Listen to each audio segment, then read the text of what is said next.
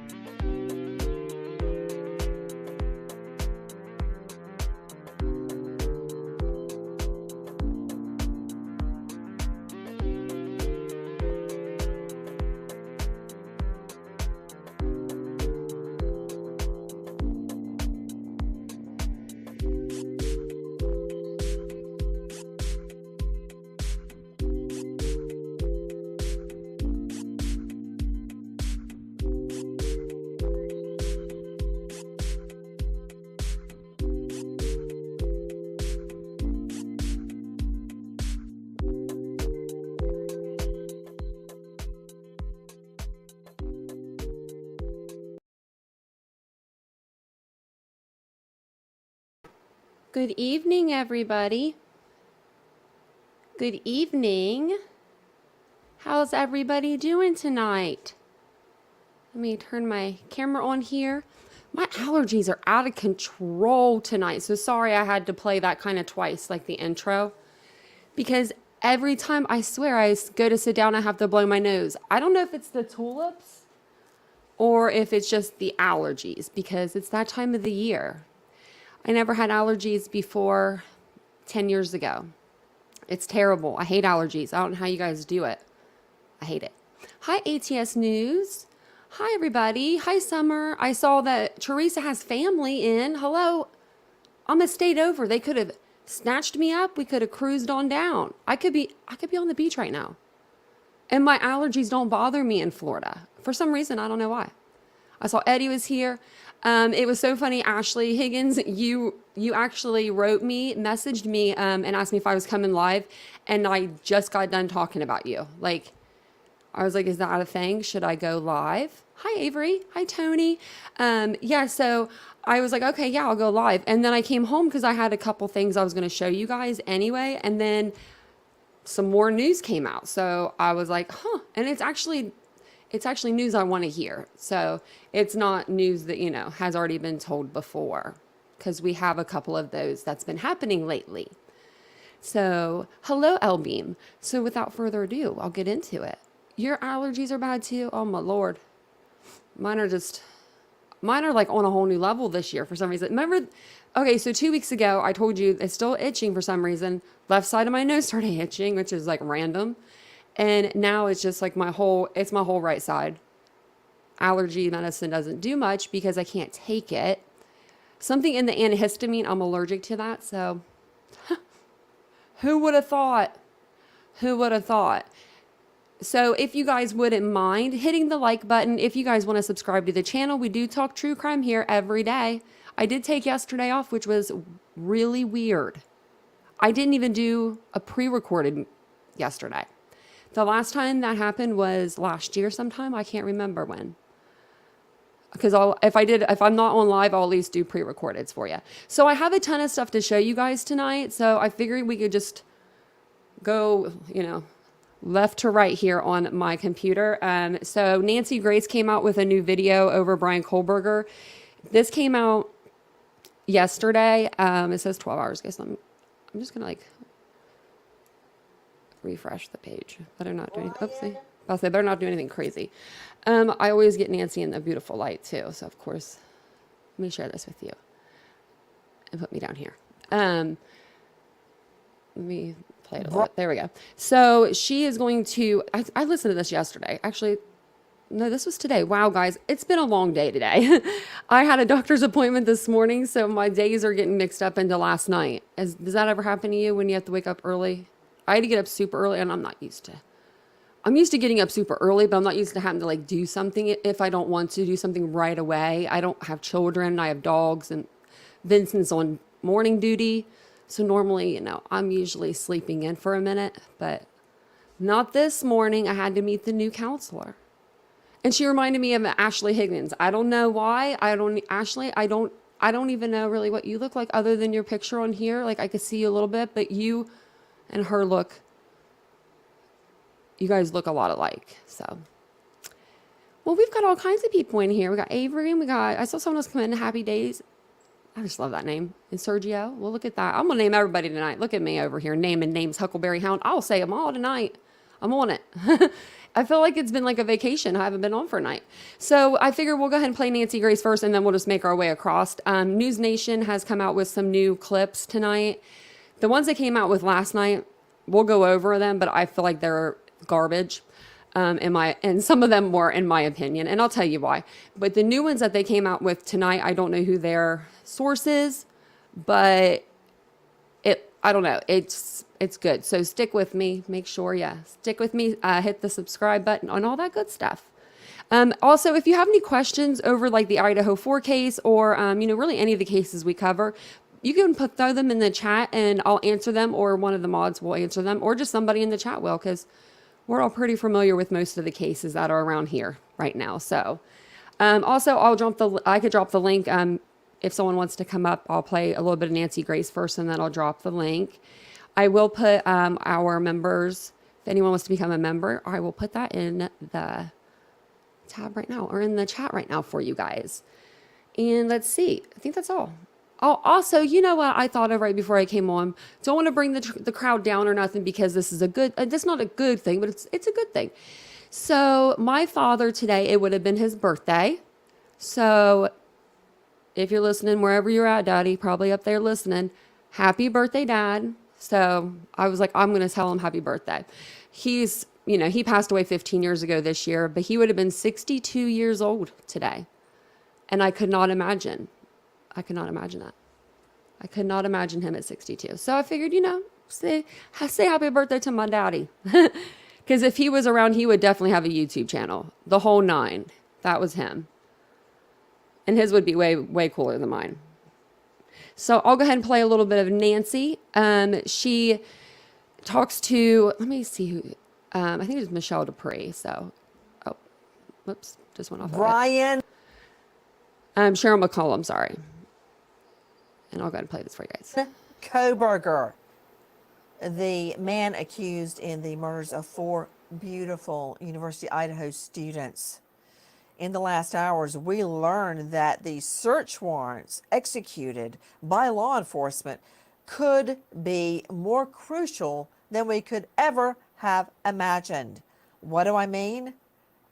We learned that law enforcement, looking for activity on multiple social media platforms, including TikTok, Google, and Tinder, did Brian Kohberger identify at least one of his murder victims as long ago as 2021. Now, what does that mean? We know that he left DePaul University, where he had gotten his master's degree in criminal studies, and he traveled to Washington State University after getting accepted there in the PhD program in the same field. Criminal justice was a fascination with one or more of the Idaho slave students his reason for traveling over 2,000 miles from home. Guys, thank you for being with us. I'm Nancy Grace, and joining me is Cheryl McCollum, who was just recently inducted into the Law Enforcement Hall of Fame. She's a forensic expert. She's the star of a hit podcast, Zone 7, and she is the founder and director of the Cold Case Investigative Research Institute. Cheryl, are you surprised? I'm not surprised, Nancy. You and I even talked long ago that law enforcement has got to go back. They work backwards now to see when, in fact, he first, connected with these victims, first intersected, first crossed paths with.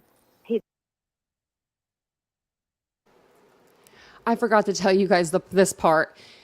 we love Nancy on this channel, so we will never say anything bad about Nancy. You know what I'm saying? Because she's our girl. But she does call DeSales DePaul. Is there even a such thing as, I should look that up while we're watching this. I don't even know if there is a DePaul University. I've never heard of it. So if it's out there, it's something I've never heard of. But instead of DeSales, or DeSales, so I know that one of you guys will catch that and be like, what is she talking about? So I wanted to let you guys know before that part comes up. They've got to find that out because that's going to add to the timeline. When did he first see a photograph? When did he first email? When did he first, visit with them at the coffee shop or the restaurant or on campus? I'm thinking about his trek from where his family home is in the Poconos all the way to Washington State University. Think about it, Cheryl. Why would he choose to venture nearly 3,000 miles away to get his PhD? Why? Now, maybe they gave him a scholarship. Maybe that was the only place he got accepted. I'd want to know all those answers, why he chose WSU. It's a fine school. I'm not saying that it's not. I'm saying what motivated him to do that. We learned that And I think TikTok. that, Go ahead. I was just going to say, I think that's going to be an important thing when they show how many programs did he apply to, how many was he accepted in, how many times did he visit the campus. Then if he had seen these girls. Let me see if I can turn it up for you. I didn't even check. I can a little bit, yeah. Sorry about that, yeah. And then, I don't know if this does, but I'll turn this up a little bit too. I'm not sure if that just turns me up or if it'll turn her up a little bit. But sometimes she can get a little quiet. It's weird because it's Nancy. Girls online. He would have to then figure out, well, you know what, I was going to say how to find them, but they made that abundantly clear, very innocently and without any guile, by posting the lives they were living, their friends, what they were doing, where they were going, like everyone does, and geotagging. So he knew exactly where they were, Cheryl. He knew, and again, he knew in real time. All you've got to even do is look on a sorority's website, and they'll tell you when they're having day parties, when their formal is, where it is, what time it is. So you can locate people very easily because their lives are so public now. I mean, look at this timing. We know that Kohberger was in the very first weeks of his program. He had just really gotten started in his PhD program. And that means 2021, he wasn't even there yet, Cheryl. Well, not only that, Nancy, it was a quick, succession to when the crimes occurred. He wasn't on campus long before the murders happened. So again, this escalated very quickly.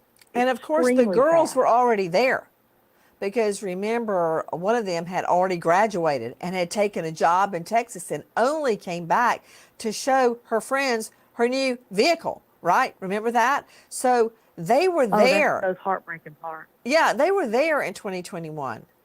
So did he find They them? were sophomores. Yes, they were already there living the life and posting. So let's analyze this thing. In 2021, he was, I guess, looking for PhD programs. He was there at DePaul and then travels all the way across the country. And the reason we're getting this strand of reasoning is because we now learn that search warrants executed to various social media platforms date back to 2021. They want information all the way back to then. Now, they are looking at TikTok and Google for the three women, Xana, Kelly, and Madison, and Tinder for Kelly Gonsalves and Maddie Mogan. They're not looking at Tinder for Xana, and I noticed specifically that they're not looking at Ethan Chapin's social media back to 2021 at all. So, what do you make of that? I make of it exactly what you and I said from day one. the targets were on the third floor. There was no reason, once he gained entry to that home, that he would go to the third floor first. Men are A to B people. They like an exit route. By going to the third floor, he had no exit. He would have had to traverse back down the steps, passing another bedroom, possibly getting caught, possibly being seen. But when he came in, he made the decision to go upstairs first. And we know that because you've got a witness that heard it. She heard a commotion that she thought was, them playing with the dog or something. And then she knew the other victim was awake on the second floor because she saw her talking to the killer. So we know that. So why would he enter that home and immediately, without searching, without looking around, go upstairs? Because that was his target. And he already knew the layout of the house. He already knew who was in what bedroom. And so again, law enforcement, working backwards, wants to know when not only did you maybe meet them, but when did you start following them on social media, which we already know he's a stalker. He took those 12 weeks, Nancy, and followed them. They've got him on video. They've got his phone pinging. They've got him getting a traffic ticket. He was in that area for the 12 weeks leading up to the murders. Cheryl McCollum, legal eagles and sleuths have been hypothesizing that possibly Kohberger met the girls on a school tour. Because if you go all the way from the Poconos, near New York State, near Pennsylvania, you go all the way across the country to Washington State University, you're not going to turn around and come back that night after the school tour, right? And even though they're two different schools, he went to Washington State University, they were at University of Idaho, they're 10 minutes apart. When we were there, going to every single site that we had heard of as it relates to this case, and then some we found on our own, we drove the distance. A lot of people from WSU come over and go to the Mad Greek, where one of the victims worked. Go up and down that, there's a main street where all the stores and the restaurants are. There's just a main hangout area. It's a pretty neat area where the Mad Greek is. I could easily see Kohberger coming over there to just look at it, walk it, see what it's like before he decides to go there. And coincidentally, that is where one of the girls worked. When you're in a college town like that, like South Carolina, for example, South Carolina is right there. Well, there's like another private college 10 minutes away. Yeah. Well, there's shared restaurants, there's shared bars, there's shared, stores. So a 10-minute ride, there was some restaurants that were indicative of what he liked, like the vegan type restaurants. Again, a possibility of where he met them because they worked there. But it's not a far trek at all. And you did such a remarkable job because you and I preach you have to drive what the killer drove. You have to walk where he walked. You've got to see it, literally boots on the ground. When you did the first drive-in tour from the apartment to the crime scene, and then you walked and you stayed out in front of the house so that we could literally see where the fraternity house was, where the other apartments were, it was a remarkable shift for me to know that not only was he stalking them, again, he took some exit routes away. Their parking lot is in one way, out one way. And when he got the traffic ticket, again, he's right there. So we knew there was a great possibility that he was going to be on video from the stores and from that other apartment complex. It was an extraordinary job. Well, thank you. I'm just trying to place in my mind everything that I saw there, Cheryl McCollum, with what we're learning now, specifically about the execution of these search warrants. We're learning dating back as far as 2021. Why? What does that mean?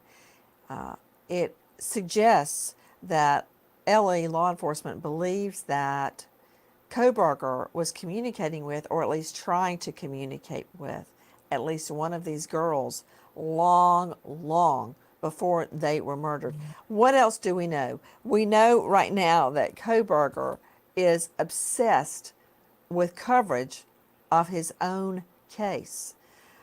We've been told that cable TV charged by the minute, Cheryl McCollum, and he is glued to his TV while the other inmates all have to share a TV. Okay, I'm going to stop it there for a minute. I have never in my days on this earth have ever heard of you paying for jail TV. There is no way on this earth. I forgot about that other part that she's mistaken. There is no way, Nancy, that you're paying $1 a minute. Now, does anyone believe that? Has anyone been in jail in here that's paid for TV? Because you don't. They put it on the wall. You fight over the remote. Whoever's been there the longest or whoever's the baddest, I guess, that's what you put it on. So you might not be watching what you want to watch, but you're not paying per minute. $1 a minute, that's $60 to watch Dateline. Or Banfield. To watch Banfield, $60. No. I'd be like, Have you heard of it? Parker, you said you do. Have you heard of it? I have never heard of it. Not a day in my life. Unless, I guess, is that jail where I grew up, is that jail is it bougie or something? It's because it's not. I just can't. His parents don't have money. Who would be giving him $60 to watch a Nancy Grace episode? I don't know. I'm going to rewind it just a second so you could hear that part, because that to me, I don't know. I don't know about it. I'm about to look that up. Why? What does that mean? It suggests that LA law enforcement believes that Kohberger was communicating with, or at least trying to communicate with, I might not have went back one far of these enough. girls long, long before they were murdered. What else do we know? We know right now that Kohberger is obsessed with coverage of his own case.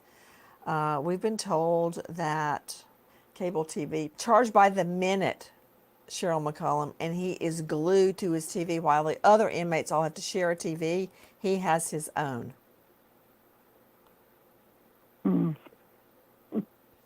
Well, I hope he's watching you. And I hope he realizes by watching you how much trouble he's in and how many doors are closing to his defense. They have got so much on him from his phone. I guarantee you by now from his computers. They're adding to that the social media from the victim. And when it shows that he knew them possibly prior to him going to school there, that's something a jury is not going to be able to do anything with but just be shocked and disgusted. Can you imagine him going to one of the sorority or the fraternity parties and just blending in? Although he doesn't seem like the kind of guy that could blend in. You see this guy. The other day, I was on my iPad reading about Brian Kohberger, and there's so many, but there's one photo in particular where he's got on his orange prison suit, he's handcuffed, and he's walking into the jail or to court, one or the other. He's being escorted by law enforcement, and he looks over at the camera. That was the picture up on my iPad, and Lucy just walked by, my little girl, and went, "Oh, my stars, look at that death stare."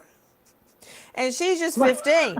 So a death stare. Then, of course, John David ran over and started comparing it to other people that he thinks has a death stare. Long story short, even my 15-year-old twins said, "Oh, creep. I wouldn't get near him. Stay away. Lucy was saying, "Stay away, Mom. Stay away." So you think he could really blend in at a sorority party? No way. Zero chance. Not blending in. Zero chance. Okay, so wait, how do we get off on him at a sorority party? I think that was my fault. I mean, at a But the sorority party, idea can of you it. imagine this guy after a couple of glasses of hooch? Wow, what we're talking about Listen, is hooch juice, which is some horrible blend of something that it's like in a I've got a vat. 19-year-old daughter. Wait, what is in I've hooch? What's in there? It's like grain alcohol and Kool-Aid. It's disgusting. Of course, I'm a teetotaler, but I have seen hooch before at parties. What is that? Can you imagine Kohberger at a sorority party on some hooch? Get a glass of that Let in me tell him? you something.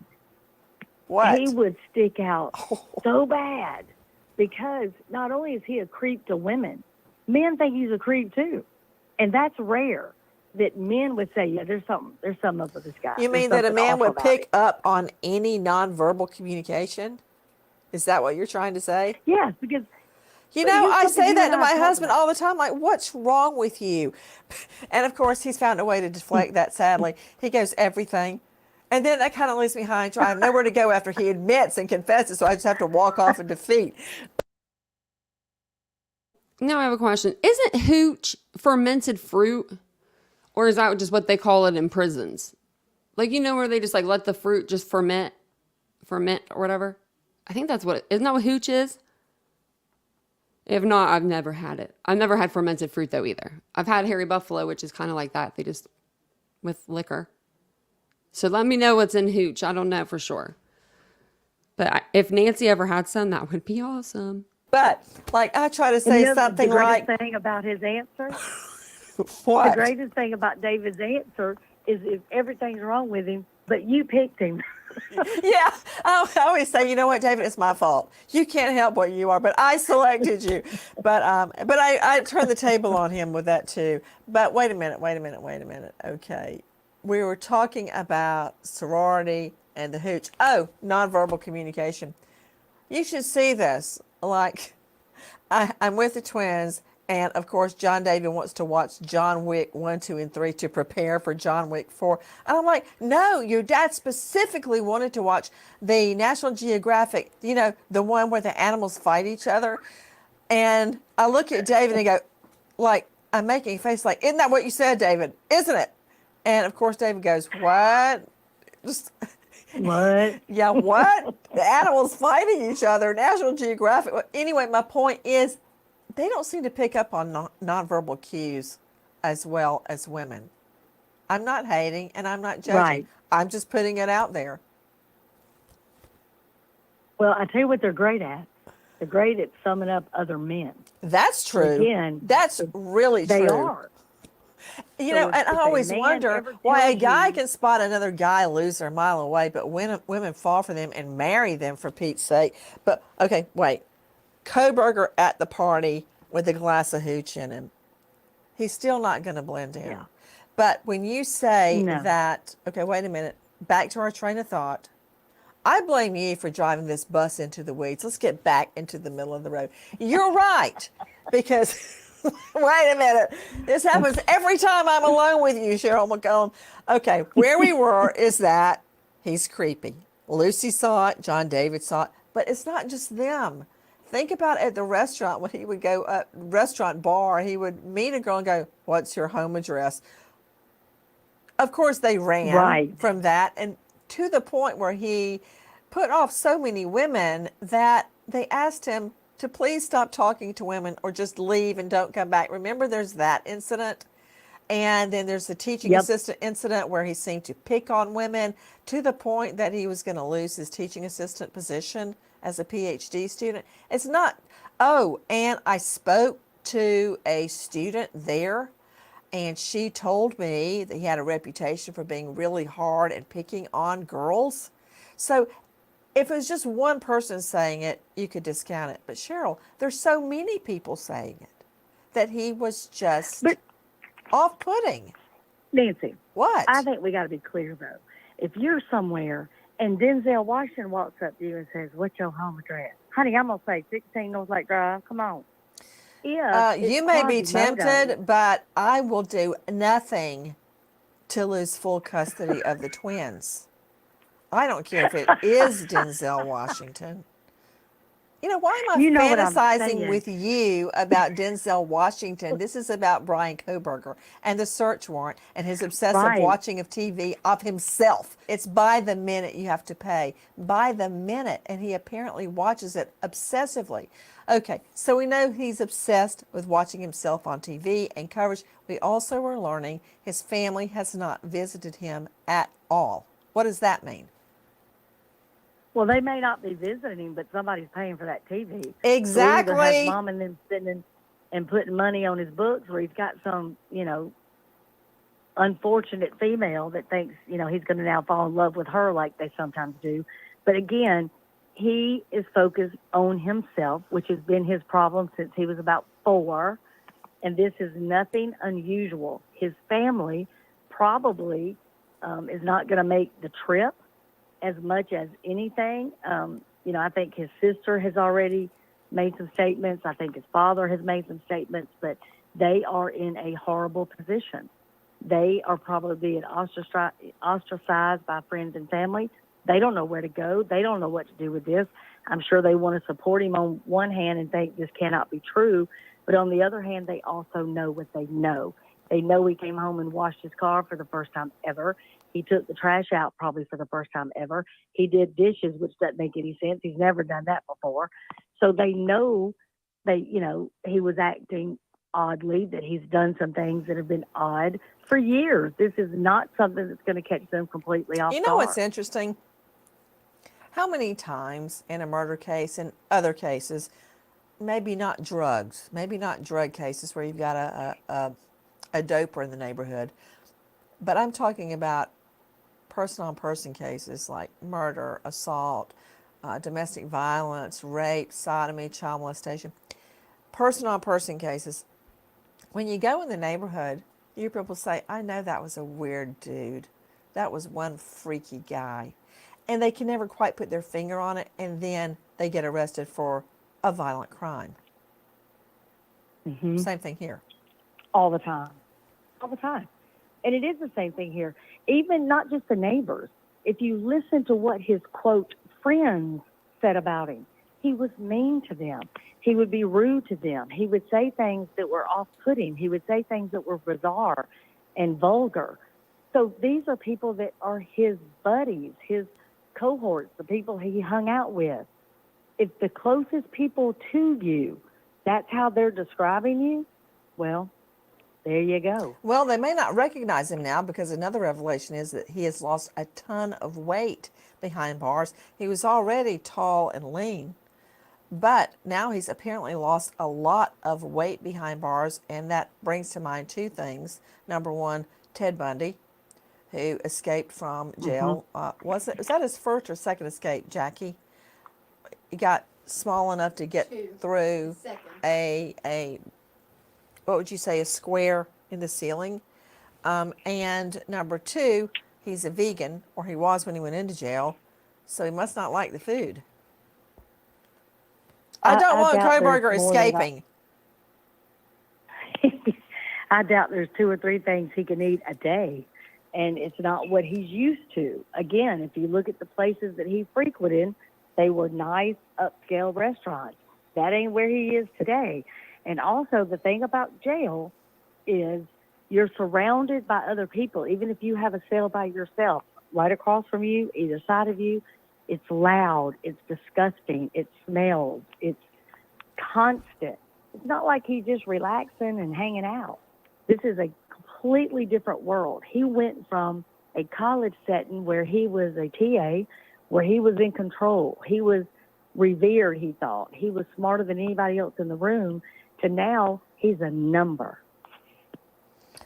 In the months Ted Bundy spent in jail, he consistently lost pound after pound after pound, and then had not one, but one of his 2 daring escapes. Why is Kohberger trying to lose weight? We also understand that he has, quote, found God behind bars, and it seems as if he gets to speak to a spiritual advisor at will. Sure, and he's going to need them. I think that's one of the best things that could happen. He needs somebody to help him because if he stays alone in that cell and he's talking only basically to himself and he has no parents visiting, no siblings visiting, no friends, nobody, the spiritual advisor can at least hopefully walk him through some of the issues that he's going to be having inside. You know what's interesting? I'm thinking about what you're saying about him allegedly finding God behind bars. Well, another thing is a diversion, because you get to talk to somebody else. It's not an inmate screaming at you from the other side of the bars.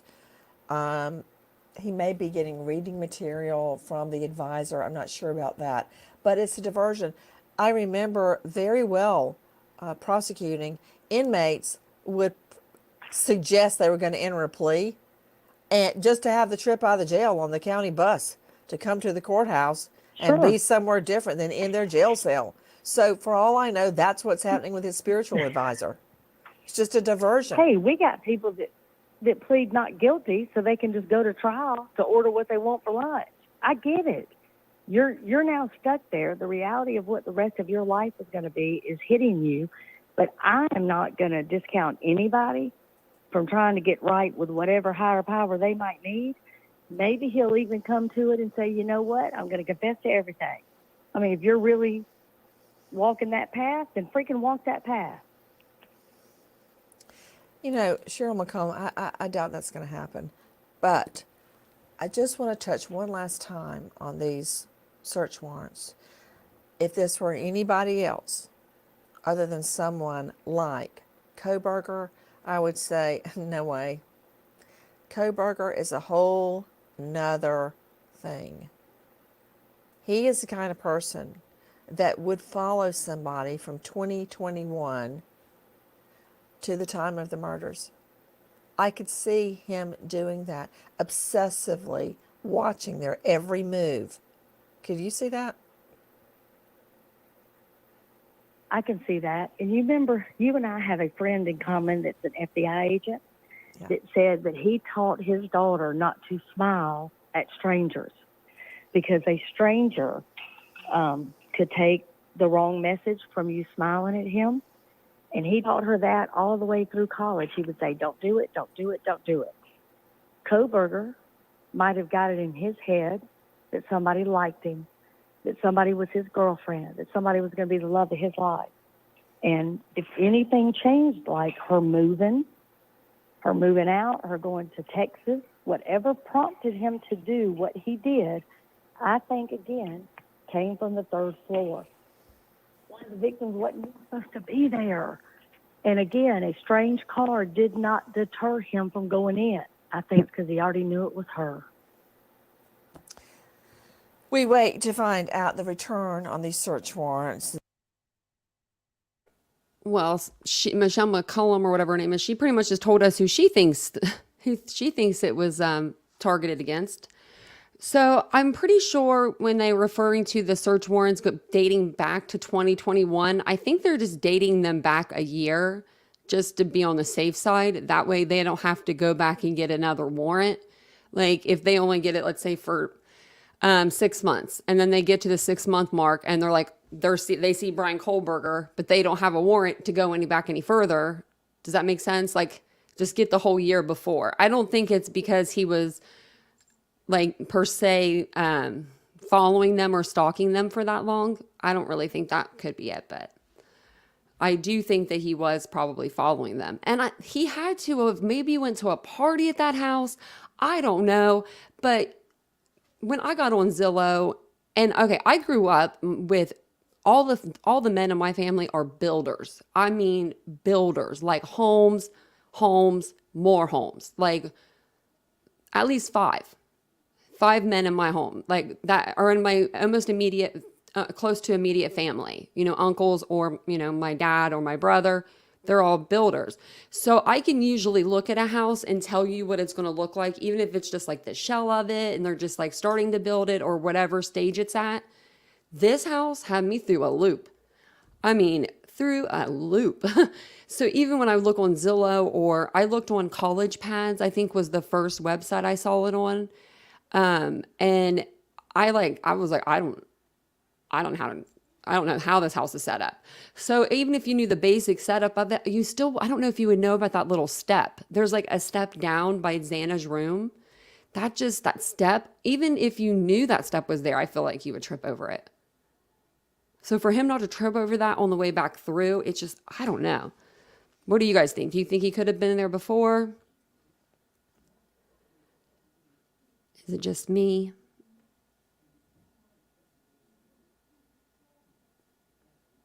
Friends on social media that year. Yeah, he could have been. Yeah, he could have been for sure. The next video I want to show you guys, I don't know if you guys remember the Daily Mail, the girl that she's, I think they're like senior reporter there. She came out with a video.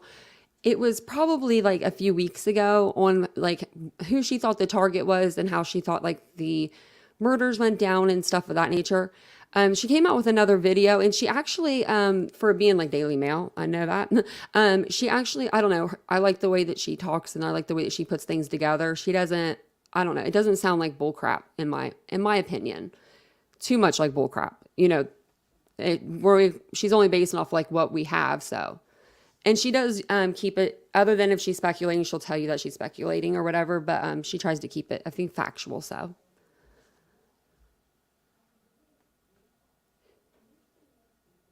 Do you think that he could have looked at the layout from a rental ad and just been okay with that, Magic? God, man, he would have really, I mean, I guess if you're really going to do something, you're really going to probably study something, you know what I mean? Study it. I just don't even know if I would look for something like that.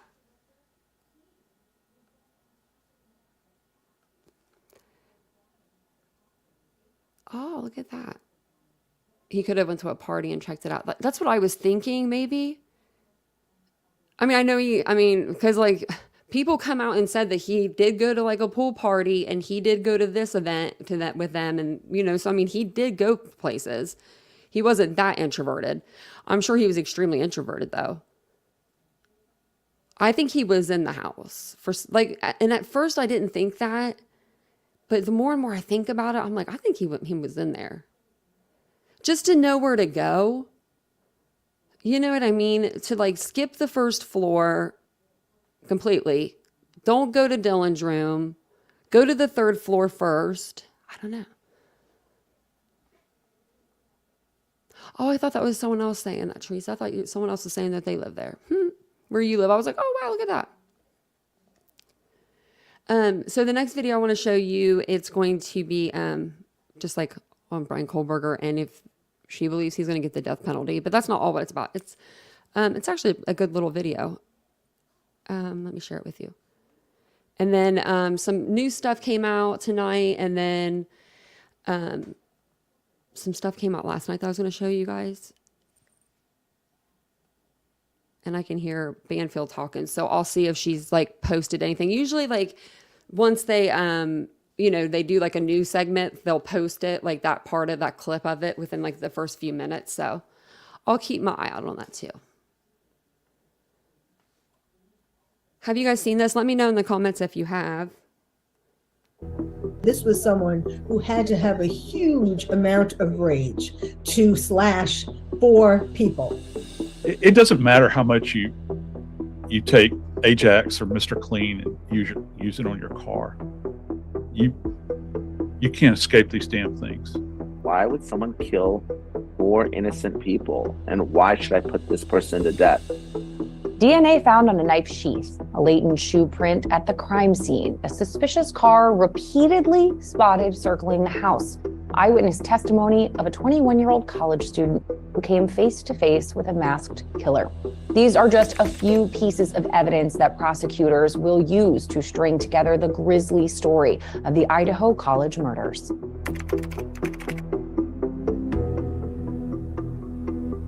Brian Kohberger's preliminary hearing is scheduled for the end of June, and that's where he will enter a plea of guilty or not guilty to the slayings of Maddie Mogen, Ethan Chapin, Xana Kernodle, and Kaylee Gonzalez.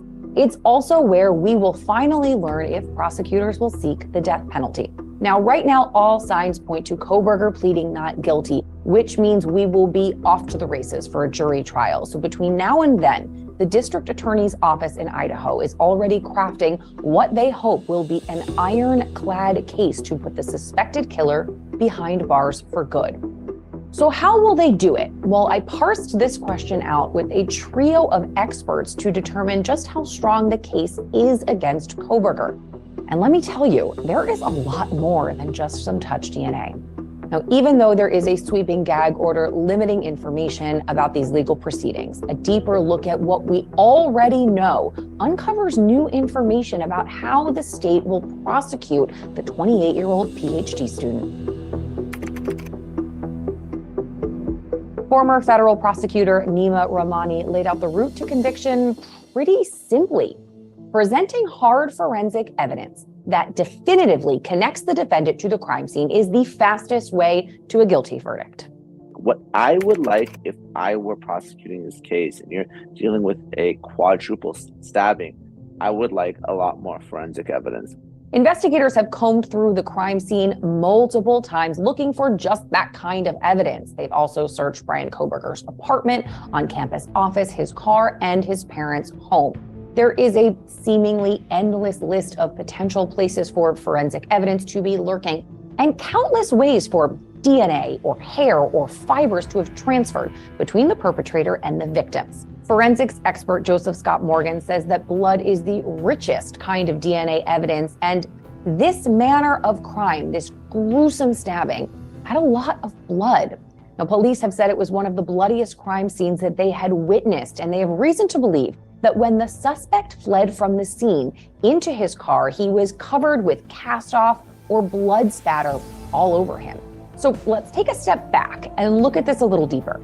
Forensic psychiatrist Dr. Carol Lieberman notes the particularly violent nature that is a stabbing crime. And remember, this happened 4 times in quick succession. And this was someone who had to have a huge amount of rage to slash 4 people. But what does that rage have to do with forensics? Everything. Every time that knife is inserted and withdrawn, you're creating more evidence all along the way. In addition to that, if he has been injured in any way, he's commingling his DNA, and I'm talking about DNA-rich evidence like blood specifically, because it is the richest source of DNA. Is it plausible that the murderer was somehow injured during the night of the killing? Absolutely. There were 4 victims, so 4 times the opportunity for that knife to slip each time it was used, and all of those victims were stabbed multiple times. The knife would be slick with blood, the blade beginning to dull, and more force would have been needed from that killer, and by the end, the killer would have started to tire. Plus, there's this. And this is the thing about it, Caitlin, is the more bloodied an individual becomes, the stickier their hands become. We all know the kind of sticky nature that blood has, and it's like glue many times. That sticky blood on the killer could pick up hairs, fibers, or even fur, which of course we know could be washed off. But it's very unlikely, even if the killer washed off himself, that he washed off the victims. Now, while 3 of them appear to have been killed while sleeping in bed, Xana Kernodle was awake, and her family said she had defensive wounds. And Morgan explains that if Xana tried to grab the weapon or the killer in any way to protect herself, some of his DNA, hair, or fibers could have ended up stuck on her through the blood. Now, whether or not any of that forensic evidence currently exists, well, that is protected by the gag order. But we actually have a handle on at least some of the other physical evidence found at the scene. The most damning piece of evidence that we currently know about is that DNA, which was found on the leather sheath of a military-style K-bar knife. Investigators discovered this crucial piece of evidence on the 3rd floor of the house next to the body of Maddie Logan. That DNA was then matched to the suspect in 2 ways. First, through familial DNA matching to his father, and then to Brian Kohberger himself. Police records show that a cheek swab was taken from the suspect after his arrest in late December. That sample was then matched against the DNA found on the knife sheath. In court, we can expect prosecutors to put experts on the stand to talk about how the sample was discovered, how it was tested, and then to explain how the results definitively match Kohberger's DNA. Police also found a latent shoe print at the scene, believed to be from a pair of Vans. If the shoe that made the print isn't found, the size of the print can still be compared to the sneakers that police obtained off of Kohberger's feet when they arrested him. If they are both the same, a size 13, now that will definitely help bolster the state's case, but it's by no means a slam dunk. Kohberger's car, on the other hand, the now infamous white Hyundai Elantra, may be critical. And what I think the key piece of evidence is that white Hyundai Elantra. We know that is because that's what law enforcement sort of focused on. And to the extent that any of the victims have any blood, hair, DNA in that vehicle, that's going to be very helpful for the prosecution. When the FBI was surveilling Kohberger in Pennsylvania, they witnessed him cleaning his car, top to bottom, in the middle of the night. And you might think that could wash or clean away anything important evidence-wise, but forensics expert Joseph Scott Morgan cautions not so fast. His car, just his car alone, is a rolling crime scene. This thing has been pretty much completely dismantled. And they are going to be using this thing bit by bit. I mean, everywhere that he made contact within that vehicle, leaving that residence that night, or in the wee hours, everything that he contacted within that residence latched onto him and transferred into that car to a great degree. We may not know what or if crime scene techs found anything relating to the murders in that car, but we do know exactly where they are looking for it, in those small nooks and crannies that cleaning tools either can't reach or are overlooked. So I found it. Sorry, I was trying to interrupt that at a good, decent time, but I couldn't find one. But I just wanted to welcome everybody in. If you guys are just now joining us, let me turn my camera off for a minute. Don't forget to like the video if you guys wouldn't mind. It does push it out into the algorithm. It helps the channel grow. Also, if you're into true crime, don't forget to subscribe to the channel. We love new subscribers around here. And I'll put in the chat our membership link if you want to join our membership. So we are watching right now. This is a new Dailymail article video that just came out a few hours ago. So we'll go over this. And then there's a couple other videos I was going to show you up until tonight. Some news information actually came out tonight. So with that being said, I'll go ahead and put this back on. If you have any questions, just put them in the chat, throw them in the chat, and I'll get to them, or one of us, we will get to your questions for you. That one of the most telling things was the fact that they had taken off the accelerator pedal as well as the brake pedal on this car, which I found fascinating. Also the side panel, the interior of the door. And Morgan adds that it won't be enough just to explain this to a jury or put an expert on the stand to tell them what was found. He expects the prosecution to drag the actual car parts into court for a morbid but convincing show and tell. You're going to see that car appear physically in the courtroom, bit by bit.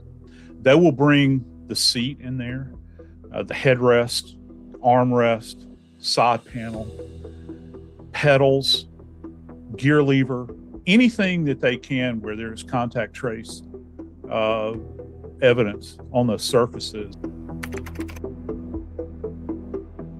Police say the murders took place between 4:04 and 4:20 a.m. on November 13th, and during that time frame, Kohberger's cell phone mysteriously goes off the grid. Can't pinpoint where his phone is, so you can't prove it was at the crime scene, right? Sure, but the cops said in their arrest affidavit that they believe the suspect was purposefully hiding his location, and a smart DA will use the absence of evidence as evidence. Here is what I mean by that. Well, we know that's going to be a big theme for the prosecution, that Brian Kohberger did everything he could to cover up these crimes. We know that, on the night of the murders, that the phone either went off or it went in airplane mode. And that was a big theme for the prosecution in the original search warrant affidavit. So we know that prosecutors are going to argue that whether it's cell phone, whether it's fingerprints, or any other type of evidence that doesn't exist, it doesn't exist because Kohberger was smart, he was sophisticated, and he tried to cover up these crimes. And let's briefly revisit that white Hyundai again. Even if, let's assume, it was clean top to bottom and not a bit of evidence was found, the prosecution may still be able to use that to their benefit to prove that the defendant worked to cover up the crimes. State officials recently revealed that at the very moment that the feds burst through his parents' home in the middle of the night to arrest him, he was doing something weird. Brian Kohberger was apparently standing in his parents' kitchen wearing rubber gloves, placing his personal trash into Ziploc baggies. Now that is not going to look good to a jury. Maybe that's an indication that he knew that he left some of his own DNA back at the scene. Maybe he's thinking of the sheep, or maybe he's thinking of a potential injury he sustained that's going to have biological tie back. He knows he's not a forensic scientist. Criminal defendants typically do not do this. They don't have the wherewithal, they don't have the knowledge. So what prosecutors are going to have to do is use that lack of evidence in their favor when going after Kohberger. Remember, Brian Kohberger has a well-documented academic interest into the criminal mind. He was getting his doctorate in criminology and he has a master's in criminal justice, which makes him somewhat unique as a defendant. Motive is something everyone wants to know. Why does a killer kill? What the prosecution, though, will do with motive is tricky because it is hard to prove, and strictly speaking, they don't have to. Prosecutors don't need motive, and every state has a jury instruction that says motive isn't an element of the crime. But jurors are ordinary people, and they're going to want to know why. Why would someone kill 4 innocent people, and why should I put this person to death? So even though jurors don't necessarily have to have motive to convict, it's much easier to get a conviction if there is motive.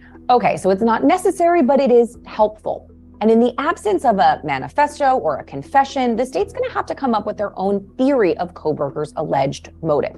Dr. Lieberman thinks that the motive in this case is an obvious one, and it's also one that I've considered. You're convinced he's an incel. That was my theory too. Incels are people or young men who grow up being rejected by women. And we know now that he was rejected by girls in his junior high school, middle school even. It started with a blonde girl who looked somewhat like Haley. They feel they're never going to get sex, they're never going to get a girlfriend, and so on. I have long thought that Kohberger struggled with women and perhaps felt rejected by his main target in some way, probably a minor way, which ultimately triggered him. Sources previously told People magazine that he lurked around the University of Idaho campus, followed the female victims on Instagram, repeatedly messaging one of them, and had images of one of the victims on his cell phone. And cops have indicated that Kohberger was basically pacing the victim's home for months. He was spotted in the vicinity at least 12 times prior to the murders.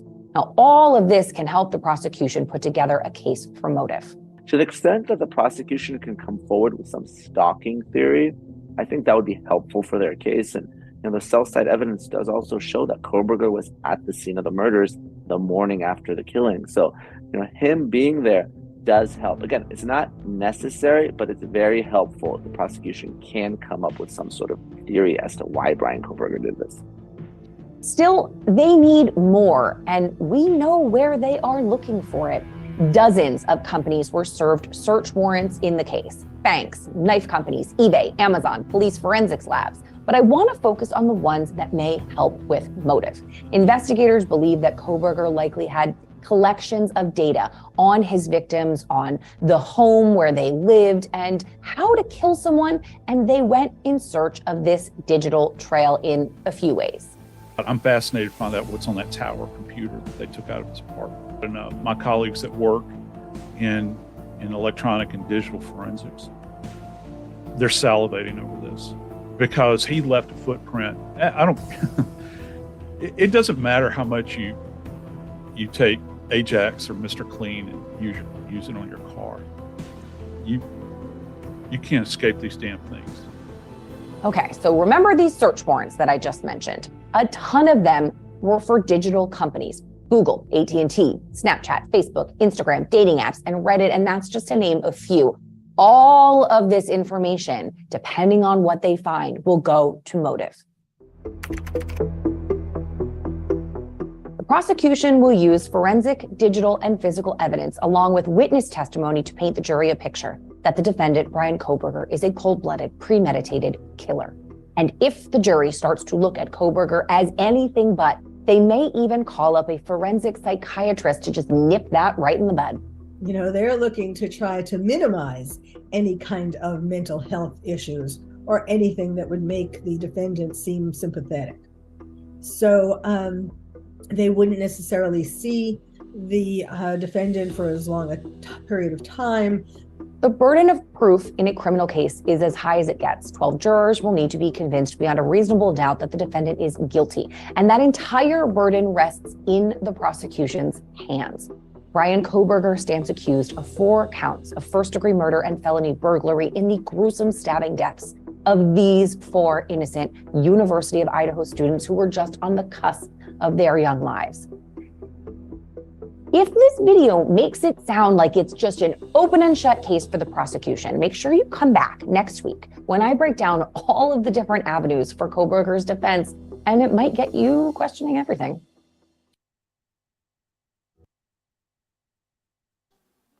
Well, I guess I know what I'll be doing next week then. I don't know her name, I forget. But she has the best eyebrows I've ever seen in my life. They're so fluffy. I want fluffy eyebrows like her. So I'm going to look through all this paperwork, but I figure I'll ask you guys first. Because if not, I know that I saw this in on the judicial website for Idaho. So do you guys ever remember, I know that I read it on here, unless I'm losing it, and I might be, but didn't we read that the prosecution and the defense, they both signed papers releasing the home? Like releasing 1122 King? I could have sworn that there's paperwork that said that the defense and Taylor and the prosecution, the state, they both stated that they were done with collecting evidence inside of the home and that the home was released, that they no longer needed it. So, I swear I heard that, but I just don't remember. And it had to have been in the paperwork that we read through somewhere, along the way somehow. I mean, I can probably get the dates, figured out, and then just look at it. So yeah, now the university owns it. See, you did hear that too, Olivia? Okay. I know I heard that. So I think that's why, I don't know why the people like news stations are firing people up over it. Normally, okay. And we're going to hear it. We're going to hear it in these videos, and I'm just going to say it before we even hear it. Just because they took people to Moselle doesn't mean it works.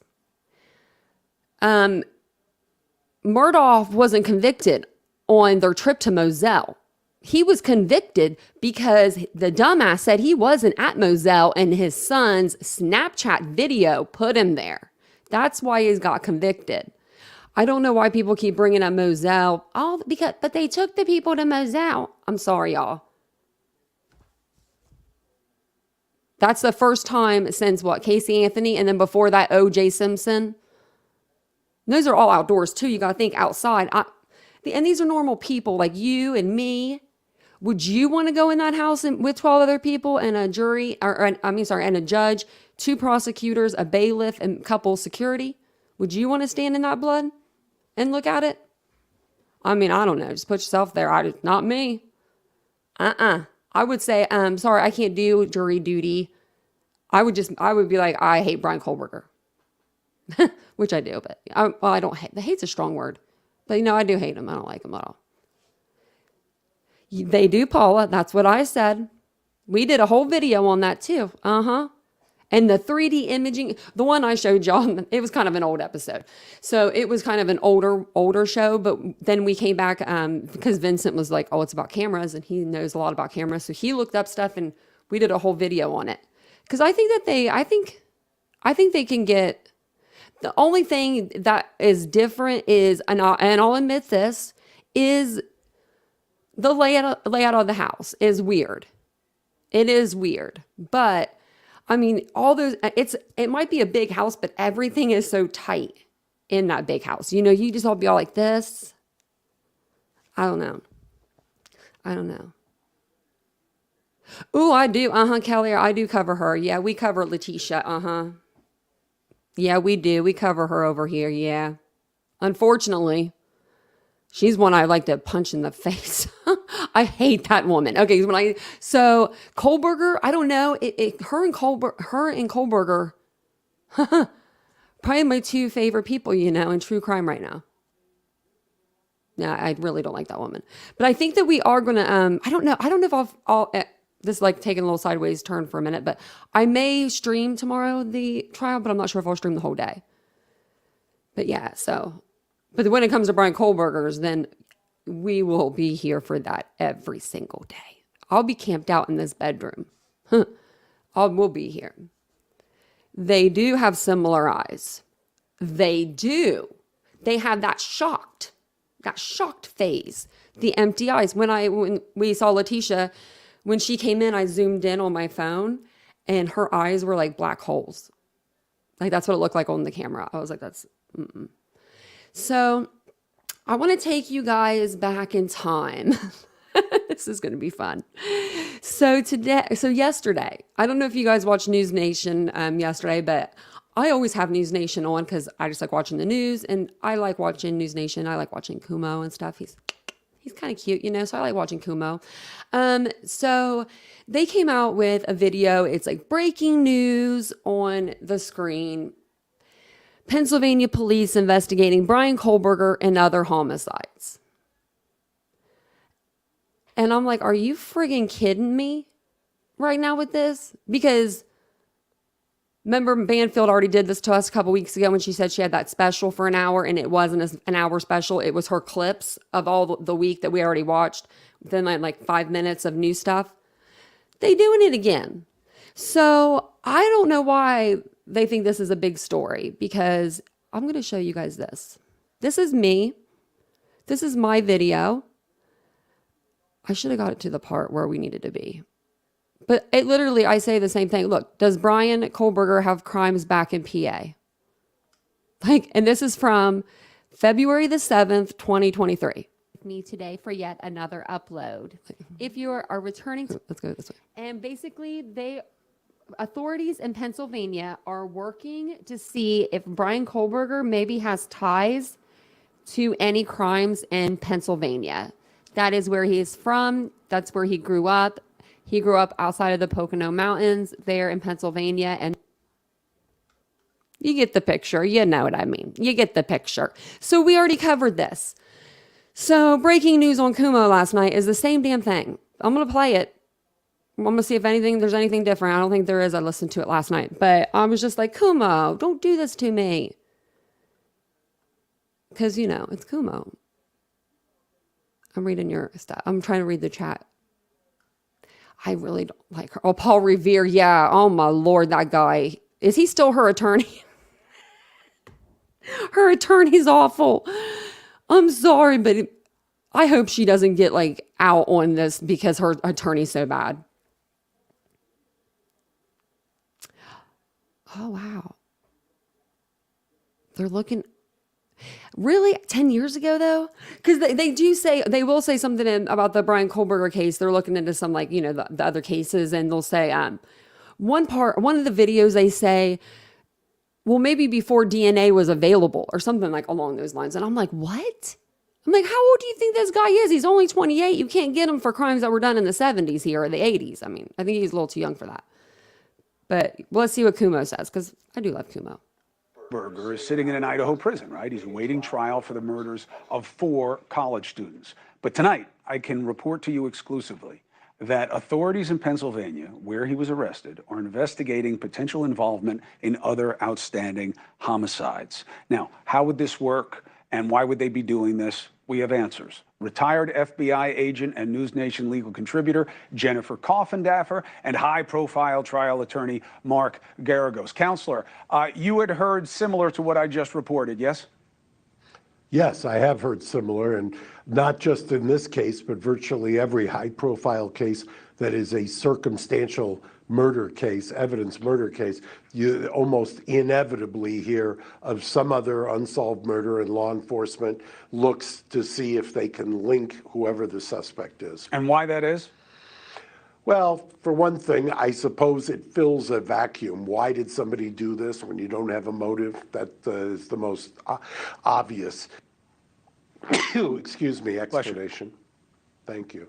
And also, you know, the cynic in me, the defense lawyer in me always suspects that it's a way to dirty somebody up. I mean, you know, if there's any doubt as to the presumption of innocence, all you got to do is throw in the fact that he's also suspected of homicides that occurred in some other jurisdiction, and let that kind of gain a foothold in the zeitgeist, if you will. Well, and it's hard to combat that. How do you prove that? On balance, I understand the concern, and certainly the presumption must be preserved. However, he's got plenty of problems on his plate in terms of what he's got to deal with. They don't need to smear him. Coffindaffer, great to have you. Help us understand from the investigative perspective what it is that they see in Kohberger that makes them think, to the extent that it's not just automatic that they do this.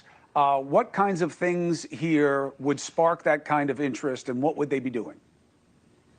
Well, specifically, if they have a case that fits the modus operandi, which is just fancy words for the way of doing something that matches what happened in Idaho, for instance, is the target a young, beautiful co-ed?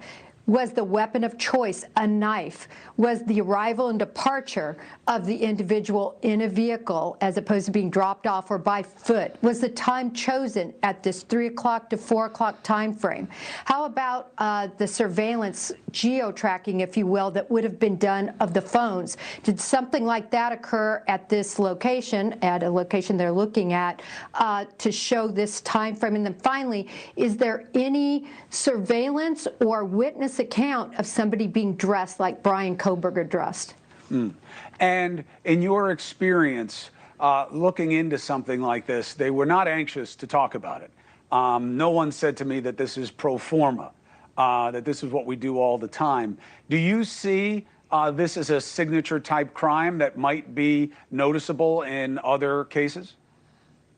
I think it is a signature type crime. I mean, this is a vicious crime with a K-bar knife. It's unusual. It was a co-ed on campus. So if they're looking at something very specific that's unsolved with these parameters, they're probably looking in the right direction.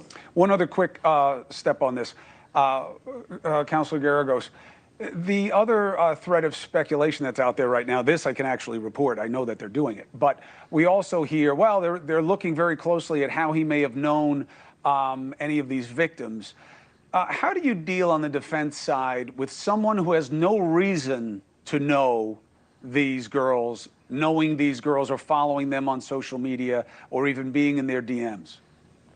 Well, I think the first thing that the defense has done, I guarantee you, they've already taken a deep dive into the social media. That's one of the first things you do. Besides running background checks, that's one of the other tasks that you give your people to do in a defense is, I want everything on social media. I want a deep dive. Right. I want you to scrub it and tell me what's there. Now, if there's a connection, then that's going to be something you're going to have to plumb and deal with. You know, there was also reported early on that there may have been, in the search at his apartment or location, some other indicia or connection to the victims of this. And if that is the case, you're going to focus like a laser on that, because that is something that is going to be front and center in any prosecutorial presentation of evidence. Hey, thank you for watching. Please go to News. Okay, yeah, moving right along. We had Jennifer Coffindaffer, like saying her name too. Makes me laugh. She is all all up in that News Nation now. All up in it.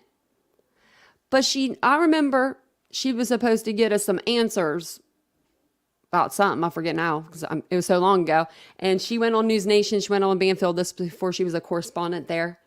And she straight didn't even do it. Like, she didn't even say what she was, like, she was going to get us answers from, like, the PCA or something from Banfield. And she just played into Banfield's hand. And I was like, oh, man, she got us. So I think I tweeted something about it. I can't remember. And also, thanks everybody for in the beginning of the chat, that everybody that knew DePaul University. Sure know how to make a girl not know her universities. Just kidding. I'm just kidding, guys. But you guys all knew it and I didn't. I always get them when they're paused at the perfect time. Kuma wasn't even wearing a tie tonight. He had on, I thought it was Wednesday because, what's his name goes on? Bill O'Reilly. Every Wednesday, if you want to see people get fired up on the news, it's pretty funny. They look like they want to rip each other's heads off.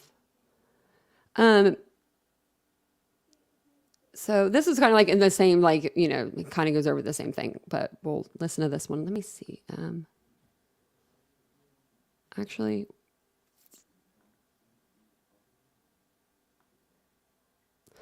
we're going to skip Dan.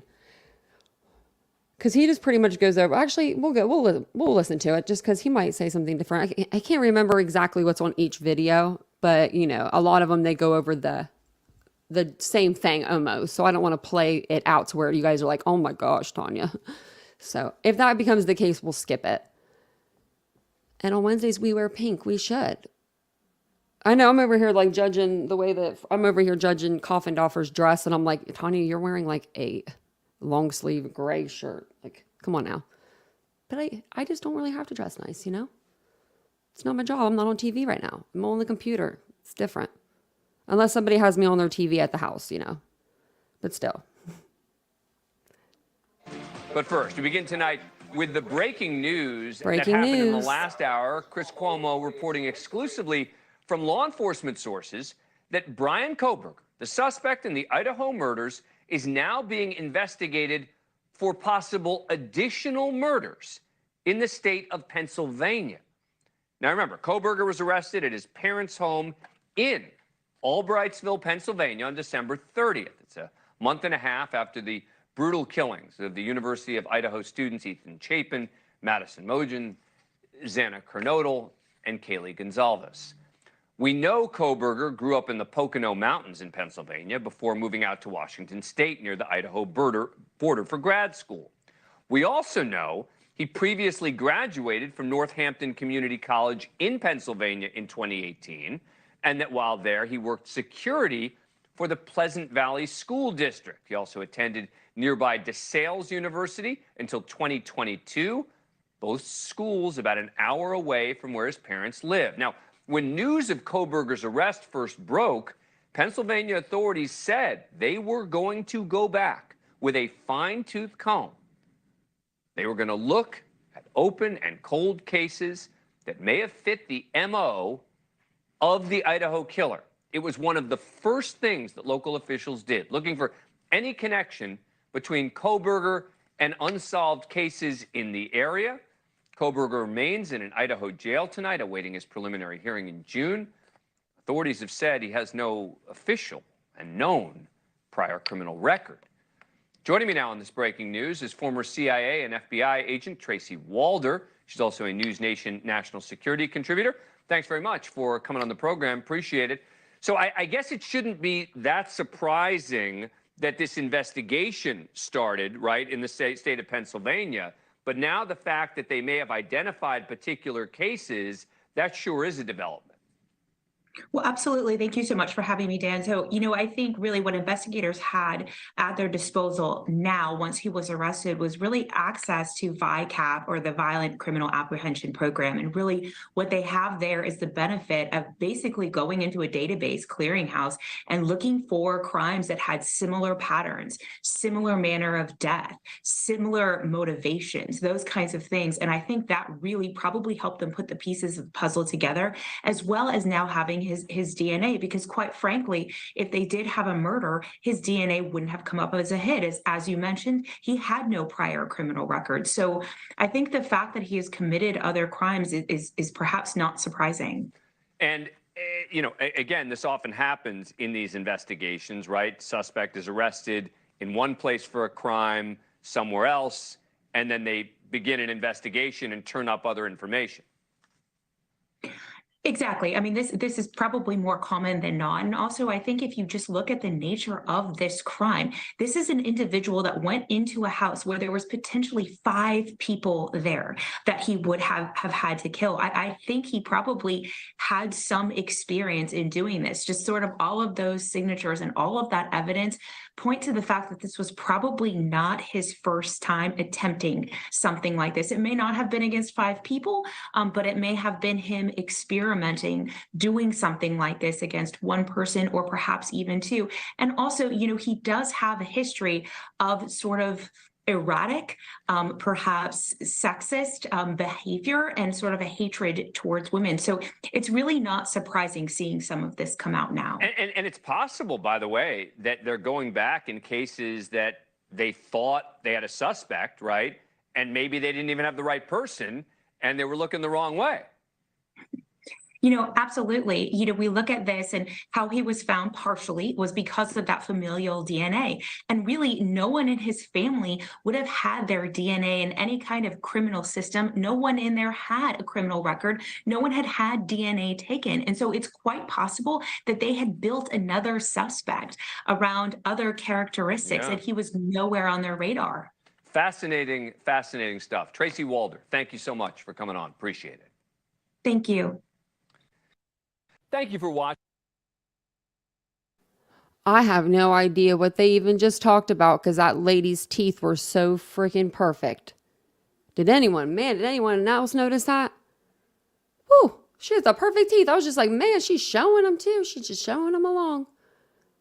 No, they were just talking about kind of what Chris Kuma was talking about, if he has any other crimes. Do you guys think, I don't know if I think if he does or not. I don't know how I feel about it. I feel like in a way this could be his first, but it's just so big and bold. But that's what mass murder is. So, I know a family where I grew up. I grew up in Chillicothe, Ohio, and about 25 minutes from there, 30 minutes, about 25 minutes, Piketon, Ohio. One family took out a whole other family, 8 people in one night. And they didn't get caught for a long time. And if you don't know the case, it's the Pike County Massacre. So the Wagners are the ones that did it. The Rodens are the ones that passed. A lot of people know the case. If you don't know the case and you want to know about it, it's on my playlist. But did Eddie pass out Huckleberry Hounds? He'll be back if he did. He comes back.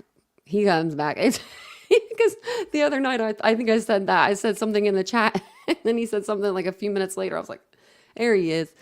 He might have passed out for a minute. Or he might just be in his feelings with, Dan here.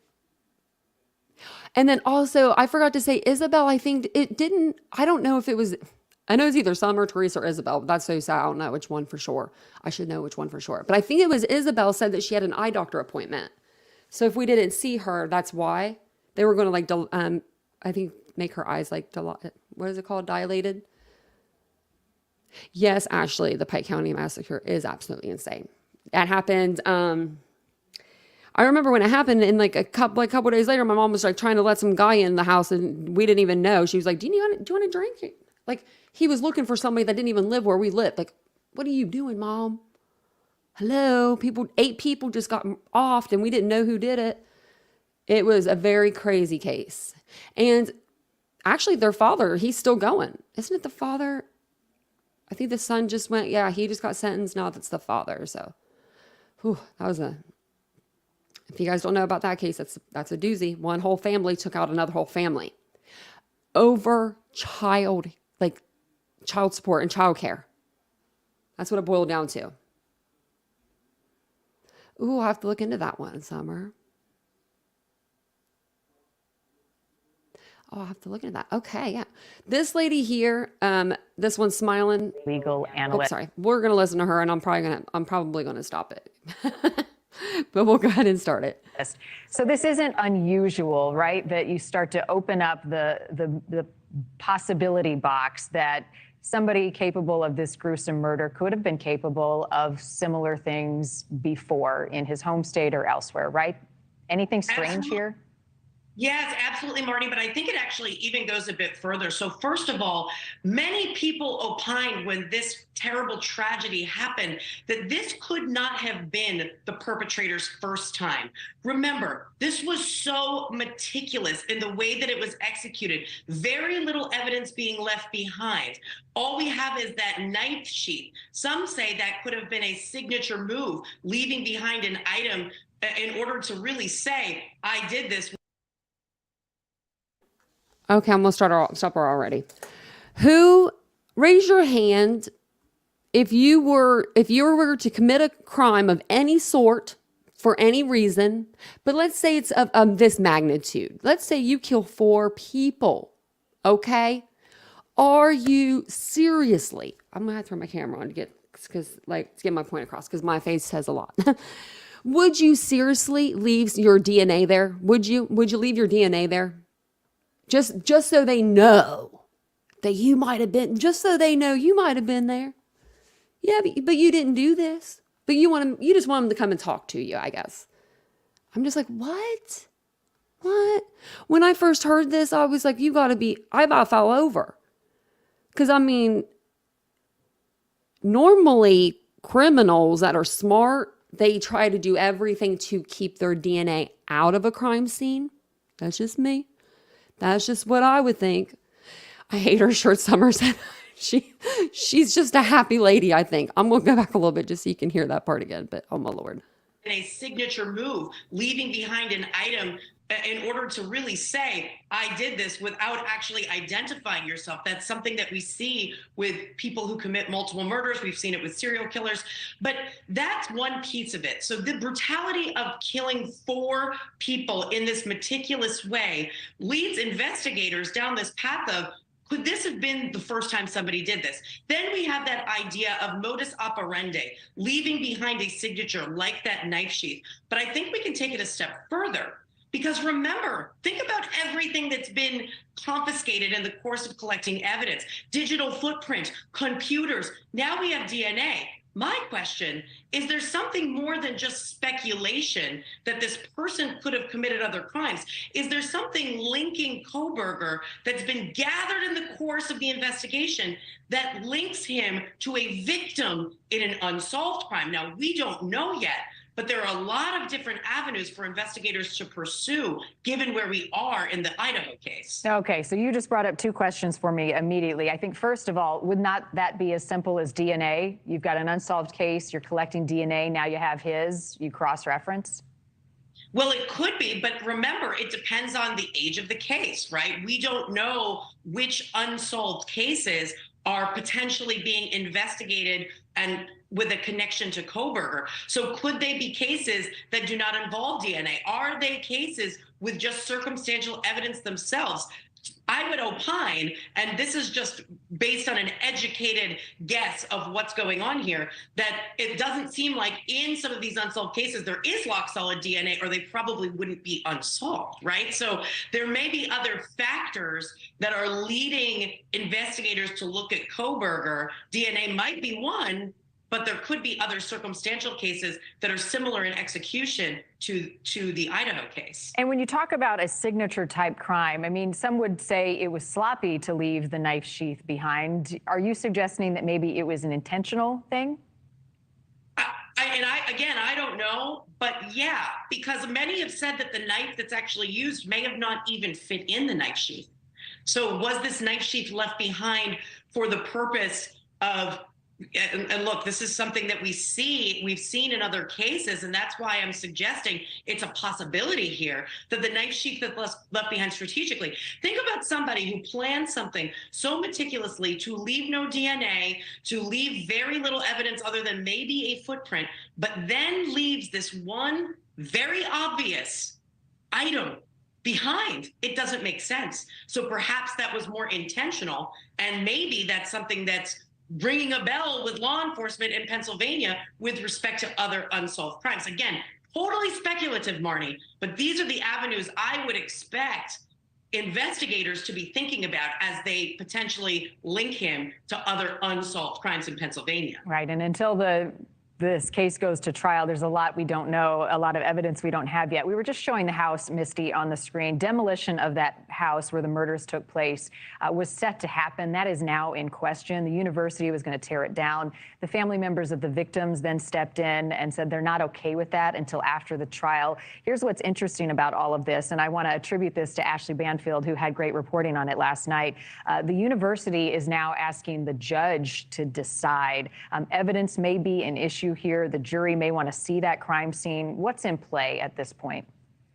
I would be highly, highly concerned about this house being torn down during the course of this trial, both from the prosecution and perspective, from the prosecution perspective and the defense perspective. Marnie, keep in mind, the house is actually a critical piece of evidence. We're talking about several different floors where the murders occurred. All of that, the timeline, how each individual person was killed, and the what floor, you know, the whole timeline and logistics of how that occurred is going to be central to the case from both the prosecution and the defense perspective. So if I were the judge, I would be strongly weighing the fact that there could be a potential issue, appellate issue even, of having a critical piece of evidence, this house, destroyed before we get into that courtroom and before we get to trial. I think it would be a terrible decision to tear it down. It's something I would highly contest on both sides, both prosecution and defense. Right. I mean, I guess at the end of the day, you wonder, what's the harm in waiting, right? I mean, if there is something that can be gathered there, you hold off on it. Misty Maris, as always, thank you. What's the harm of holding off? I understand that, but I'll tell you the harm in my opinion. IMO, in my opinion. I think they need to tear it down just for the fact that the people around there have to look at it. Now, if they want to keep it for a jury, for the jurors, as Nancy would say, go ahead, keep the house for the jurors if you want it. But let's get the blood off the wall on the outside, okay? Let's maybe put the windows back in the house and not have it boarded up like it's like a Frankenstein's living there. You know what I mean? Just, if you're going to keep it, like, I mean, just like, at least just make it look a little better, like a little better. You know what I mean? Like these kids are in college. They have to walk by that school or by that house. I couldn't imagine being Maisie and Hunter and like looking at that place where your brother was. I don't know. And knowing me, I would go over there and look, even if I didn't live there. I would be just to look. I would be tempted. It would, you know, I just feel like it's best if it just burned it to the ground. She is smiling. A coffee and conversation. She's giddy. She's happy for this. She's like, I made it on News Nation, y'all. The first time I make it onto News Nation, because we're just gonna say that 'cause it's gonna happen, you know. Tell me no florals, no fun patterns on the print, like on the sleeves, because you know the sleeves, and just tell me not to smile. Say resting bitch face, Tanya, full on. I thought the book behind her said something about cats. I don't know why. I just saw the C, and then I don't know. I thought it said something about cats, but that would make me laugh. Yeah, it will turn into something bad, I feel like. And there's already people out there like, you know, taking pictures with it, doing TikToks, those things. And it's not going to be in the same condition that it was the night these crimes happened. Even if someone said one night in the chat, well, what they want to get it from Dylan's point of view. So are they going to take the jury there at 3 or 4 a.m. in the morning? And get them like super anxietied up? Because like, if not, you're not going to know, you know. Solid black is good. It's always good. You know, when I make it on there. Well, speaking of, I like Ashley Banfield style. You know, it's just that cream shirt. She got a new one. That's her. So I was going to show you a shorter clip, but this one's actually a little bit larger. This is from Hidden True Crime. So it has a little bit of News Nation, and then it has the girl from Hidden True Crime and Brian Eaton in it. And they're just talking about the demolition of the house. And then we're going to get to the newest news tonight, which is Brian Kohberger. They are saying that one of the victims' IDs, remember from the search warrant that we saw? It was number 35 that said ID cards inside glove, inside box, that one there. Yeah, so they may have found one of the victims' ID cards. So when we were talking about those being ID cards, we thought they might have been the victim's ID cards. We were on the right track there. Because who would hide cards like that? I think that would just be kind of weird to do. So if that's the case, then let's say he has 4. Who are the other 6 IDs? If they are ID cards, if they're all like, if they say there's 4, if they come out with more, I don't know. But let's see what they say.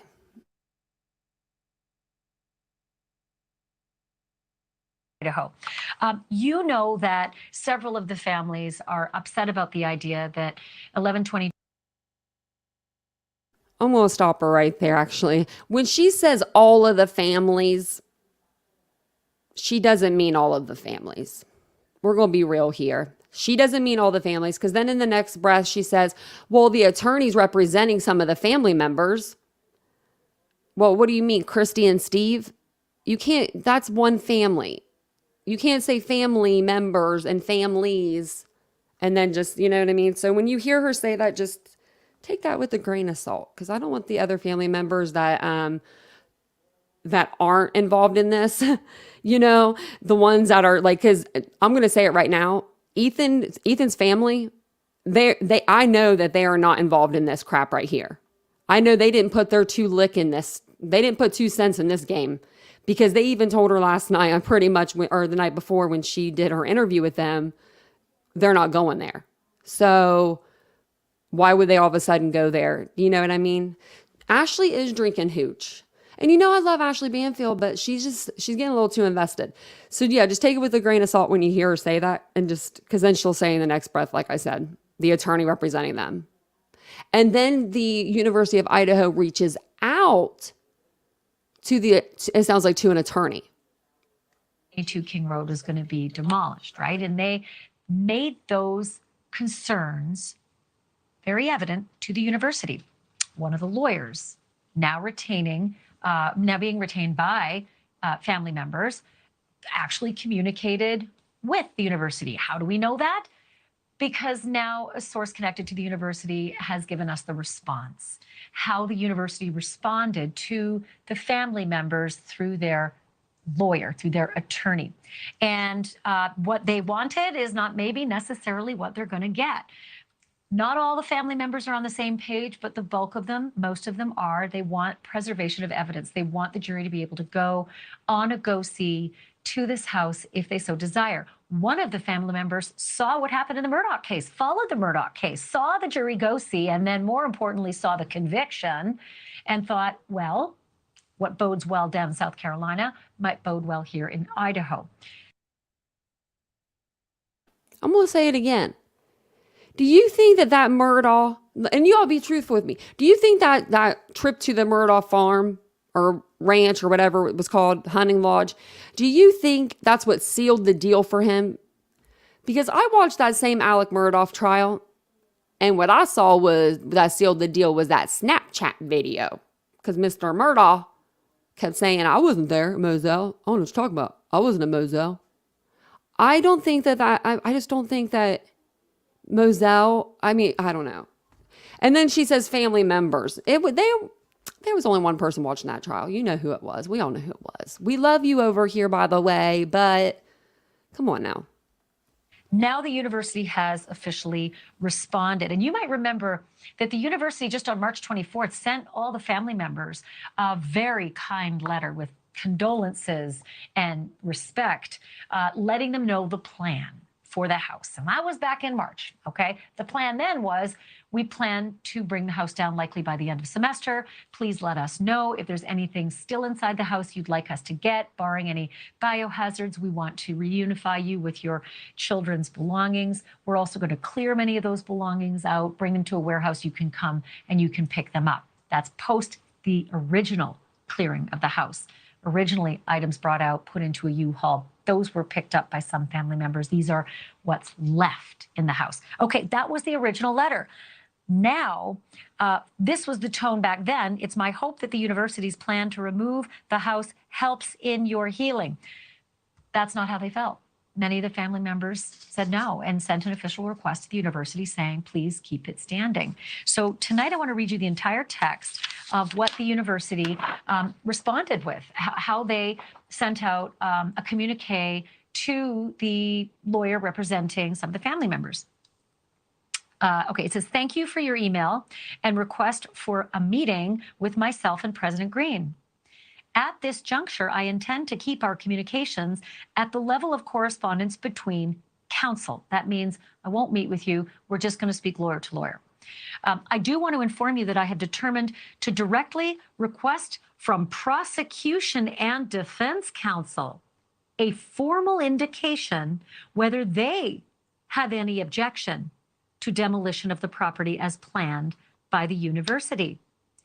If there is any objection, I will ask that the issue be brought to the presiding judge for a determination whether the university should be stayed from demolition, and if so, whether the house should be placed back under the jurisdiction and protection of law enforcement. It's signed sincerely, K.N., and that's Kent Nelson, who is the acting general counsel for the University of Idaho. So, I mean, that's pretty direct, right? No, we're sorry for your loss, our condolences. Now it's just, hey, you've requested apparently a meeting. The university saying we're not going to do a meeting with your counsel or at least with any family members that we know of. We're just going to communicate this way.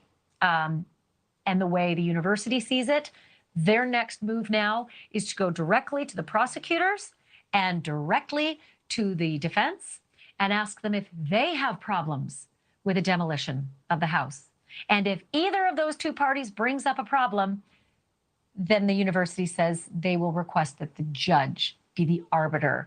In all of this, a very unusual way. I don't really know where judges would come in on this. It's I mean, clearly there's a concern of the victims' family members that's evident in how they've responded here. So anyway, as we said, the house still stands boarded up. And by my watch, we only have a few more weeks, you know. Let's see, like May-ish till the end of semester. I want to bring in Brian Enton, NewsNation senior national correspondent. Brian has been covering this story since the beginning and knows all of the ins and outs. This is kind of clear now that it's going to be a little more difficult to carry off the plan up until we got this letter, which was the house is coming down before the end of the semester. Yeah, this is going to take some time now, Ashley. You know, I was thinking, I'm in Idaho already covering Lori Vallow. In the back of my mind, I was ready to get in the car and drive 500 miles to Moscow any day thinking they're about to start tearing down this house. We thought it was imminent. That apparently now not the case. This could take some time. This isn't like they just call them up on the phone. This is all going to be done through paperwork and letters between lawyers and the prosecution's office and the criminal defense. And you're right, likely someone's going to object. Will it actually end up going to the judge? Seems like that's going to be the case. I think we're looking at a long road here before a decision is made. So this tone is different as well, right, Brian? I mean, if you read this letter, it is like, it's terse, it's to the point. No, we don't want to take a meeting with you, the university seems to be saying here. And we're going to take this up, maybe not with you. Instead, we're going to take it up with prosecutors and defense counsel. And if there is any issue there, we're going to go to the judge. I just think that the prosecutors and defense attorneys would have already weighed in on this because police would never have made this decision on their own without the prosecutors, and the defense counsel would have said, hold your horses. They already did that once, right? Ann Taylor came, she swept in when the big old cleaning was supposed to happen on the day of the arrest. Yeah, I think that the university, it does seem tense. I think, look, in the background, you've got the gag order in place. Not that this all necessarily applies, but people are nervous in general to have meetings and talk openly about the case, people who are connected to the case. Also, let's not forget, Ashley, you know, back when this happened, before they made the Kohberger arrest, all of the students who weren't coming back to campus, this was a real crisis. For the University of Idaho. Obviously, they wanted to see this house come down because they want things to feel normal again there. And you feel for the kids that go there. They want things to feel normal again, too. So I think they wanted this to come down fast, and now there's a bit of an issue with their plan. Look, I can understand that point of view. I can certainly understand how this is a very painful reminder, not just for the university, but for all of those people off campus. All of those neighbors who live there have to look at that every single day. And it is a sorry sight. I mean, it is very sad to see the house that it's in the condition that it is, and of course have the memory of what happened there. But would there be any other reason why the university would want to keep the house standing other than we just need to move on from this? The press, the looky-loos, the neighborhood, the bad, feelings, the difficulty for students and parents and everyone alike?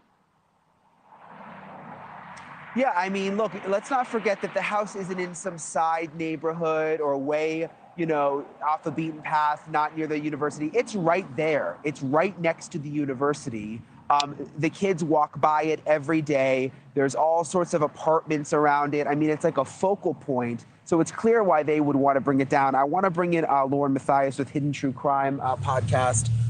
There are reasons, though, legally that they would want to keep this house up for the trial, right? Absolutely. We just saw that in the Murdaugh case. The jury went to Moselle. The jury went to the crime scene. They saw that, and we saw the conviction. So I think that that's on the forefront of everybody's mind right now. Do we really want to tear down the crime scene? Yeah, makes sense. I mean, maybe the jury, they've got 3D imaging they've done to the house, Ashley. So they've got it covered in that way, but maybe the jury would want to see inside. Yeah, I'd love to ask the both of you what your sense has been from the neighbors. I mean, those people, some of them are kids, some of them are grown-ups, some of them are families, have to walk by or drive by that scene every day. Have they been vocal? Have they voiced what they'd like to see happen to that scene? My sense from most of the neighbors is that they have wanted the house to come down. It's just sad to see every day. I mean, imagine living next to that. There have been a few, though, who have said, I want it to come down, but I also am worried about the trial and I want to wait. Yes, that they understand why this is important to keep it up despite them wanting to see it torn down. Yeah, and a lot of people knew the victims, so they want to make sure that the trial is buttoned up. That's important to remember, that a lot of people knew the kids who lived there. Many of those neighbors said they used to come over and have bonfires in the back and be part of the social environment there. And that's really tragic that they've got these memories now and that's what they look at. I have another question for both of you, and that is the contents. Just Lauren and Brian, remind our viewers what happened originally with a U-Haul truck that was fairly small given the contents of a whole house there and 5 occupants, and then what was left over in the house and the plans for the final retrieval of the kids' items.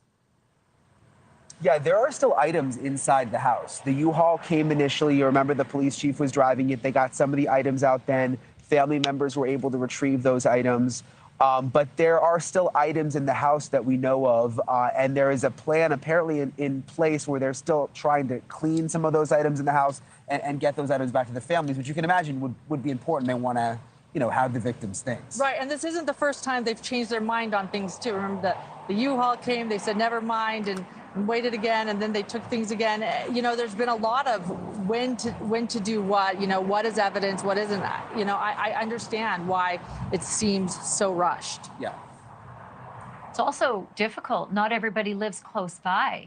Some parents live down south, other parents live in northern Idaho. I mean, it's not just as though they can swing by with a U-Haul. I mean, there's a lot of preparation and planning to come and pick up major items. And then, of course, some of those items will never be returned. Some are in evidence, and others, as the university said in their first letter, are biohazards. So another question for both of you, the wording. I wanted to get your sense on this letter that we've been able to retrieve from a source that's connected to the university. I intend to keep correspondence between counsel. That was the response when asked for a meeting. What do you guys make of the fact that the university, gently but tersely said no meeting? Again, I think that it's a tense situation and a tense vibe. And I just go back to, frankly, the panic that I think was happening behind the scenes early on before the arrest, when people were not coming back to the school. It is the school that supports this town. Yes. It is a college town. They depend on that school, and they depend on students feeling safe. And I think that the university wants the house down, and I think they want to keep the communication official right now, because of the gag order. I just think there's this feeling of like that they don't want to break any rules right now. I completely agree. I think they understand the legalities of this. This is a big deal, what they're deciding to do. This was a case known around the world. This is a small town, and you're right, it affected so many. Not only is this University of Idaho a big part of the town, it's a big part of the state. There are only so many universities in this, vast gem state where we are right now. And so I think that they're understanding what a big issue this is, and they realize, let's just, let's play this out the right way. But Ashley, let's not forget, they're kind of in a sticky situation, the university, because the homeowners gave the university the house thinking that the university was going to be able to pretty much immediately tear it down. So now the university, in a way, they're kind of like stuck with this house right now. Right. Yeah, and that's in the middle of, Greek Row. And all those kids have that constant reminder. There's a lot of PTSD that goes along with that. I do have a question about the finals, and I've only got a few seconds left, but the original plan, the end of semester, when is the actual end of semester? And doesn't it seem like it would be more logical to wait for the kids to leave before bringing in a wrecking ball and heavy equipment and having such a devastating event basically take place? Yeah, that would make sense to me to do it during a break. It makes absolute sense. You're right. Why make this such a big event with a wrecking ball while kids, the students are watching? Yeah, I would say it does make sense to wait, but again, they had this urgency for a while, basically saying that it was imminent. I think they just wanted to get it down, and now we're just going to have to wait and see how long this whole process takes. And that's exactly it. This whole process right now, apparently, as we've just reported, the university is going to the prosecutors. They are going to go to the defense. They're going to say, raise your objections now about our wrecking ball plans. And if you have any, we will go to the judge. Again, I don't know how that process weighs out, because that's typically not what a judge does. But Brian Enton and Lauren Matthias. Which I know that there is paperwork that they did say that the prosecution came forward and the defense came forward and said that they were done with the house. I do remember that coming out. I'm just going to have to look through all those papers tomorrow, because I know that, and a couple of you guys said that you guys remember me reading it, or you guys remember reading it too. So I know I'm not going crazy when I remember hearing that. And it has to be within just like the last few weeks. I just know that they've done a lot of documents dumps on us in the last couple of weeks, so it's been a little crazy. But now we're going to get to tonight's latest news. There are a few different videos that I was going to show you for tonight, because there's just been some new developments. So if you guys wouldn't mind hitting the like button, so it'll send the video out maybe into the algorithm. We've been on for a little while. Hopefully it'll send it back out there. So earlier, right before I was getting ready to come on to the live, they were talking about how they found, actually, let me share this with you first. They were talking about how they thought they found one of the victims' IDs in Brian Kohberger's in one of the property searches. Well, if it was any of the property searches, it would have been this one here. I think Jennifer Koffendorfer or someone comes on and says it was in the car search, but it wasn't. It was in the the receipt for property for the house that they searched, when they searched his home. Remember, we broke down this whole list, and I have it right here. We wrote them all out to what they actually were supposed to say. So number 35 is the one that I wanted to look at. So it says right here, ID cards, inside glove, inside box. Some people weren't sure if it said 10, but I thought it said ID. So I think still that's what it says. So let me go back over to Kumo because he can better explain it. But yeah, so they're saying that they did find one of the identifications, I guess, inside the house. And then I have a couple other videos that just came out whenever Banfield was on. So, and I haven't seen those ones yet because we've been on our live. Exclusive set of details. And they go to two aspects. One, evidence of what was found in the places where he lived or he inhabited, okay, that may connect him to one of the victims. An ID was found connected to someone from the home in Moscow, Idaho. It was found during one of the searches of Kohberger's residences, plural. So what does that mean? Well, either they found it in Washington, where he was just outside Moscow, Idaho, or in Pennsylvania. Police also believe they have evidence that could connect Kohberger to what they are viewing as cyber stalking of someone from the Moscow residence. We've reached out to the police. Due to the gag order, they can't confirm this information. But does this answer two questions? Is it a smoking gun? I never really understand what that means.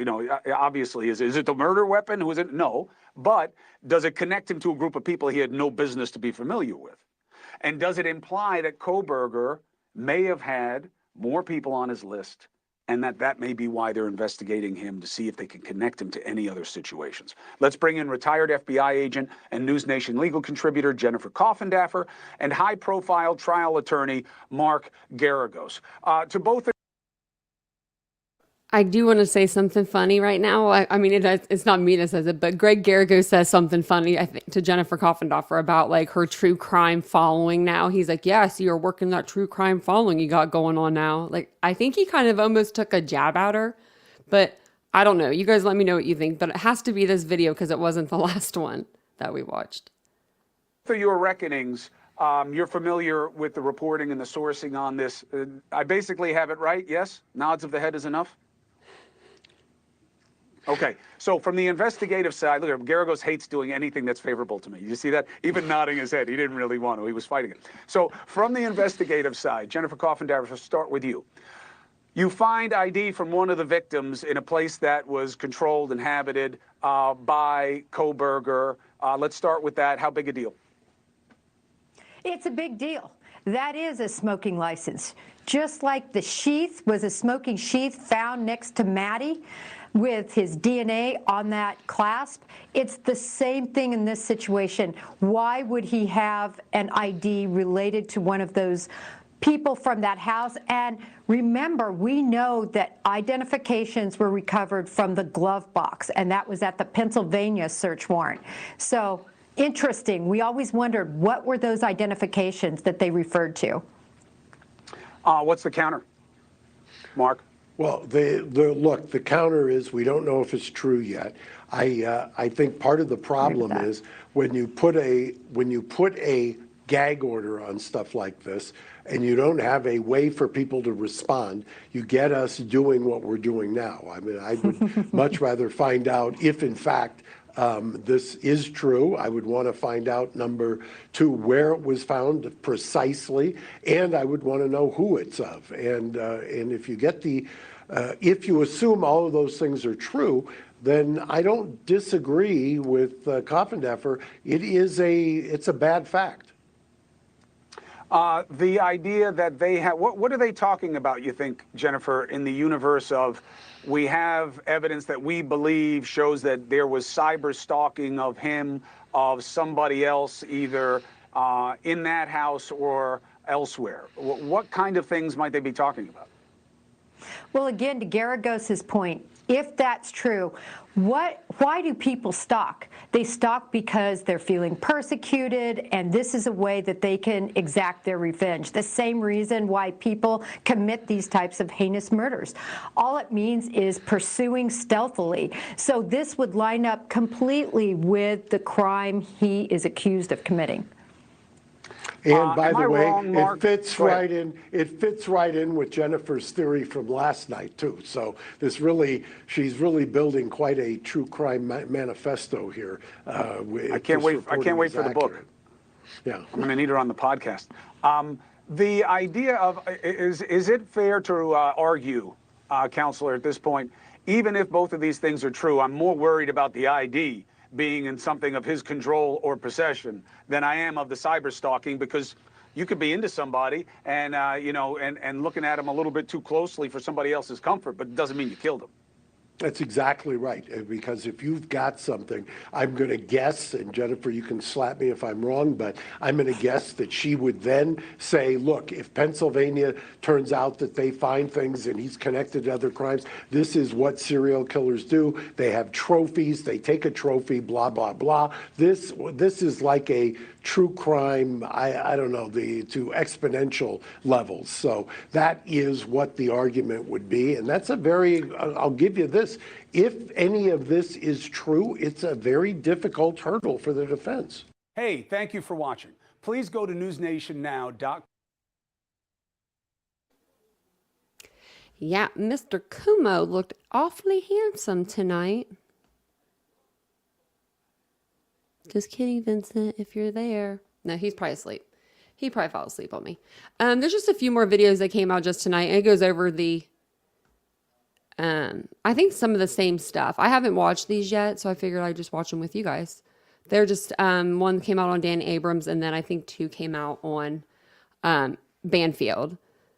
But the ones on Banfield, it sounds like she's talking about the Gonzalez family. So let's see what they said.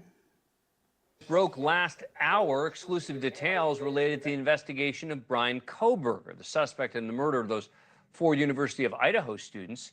Chris Cuomo reporting an identification connected to someone from the home in Moscow, Idaho, where the murders took place, was found during a search of one of Brian Kohberger's residences.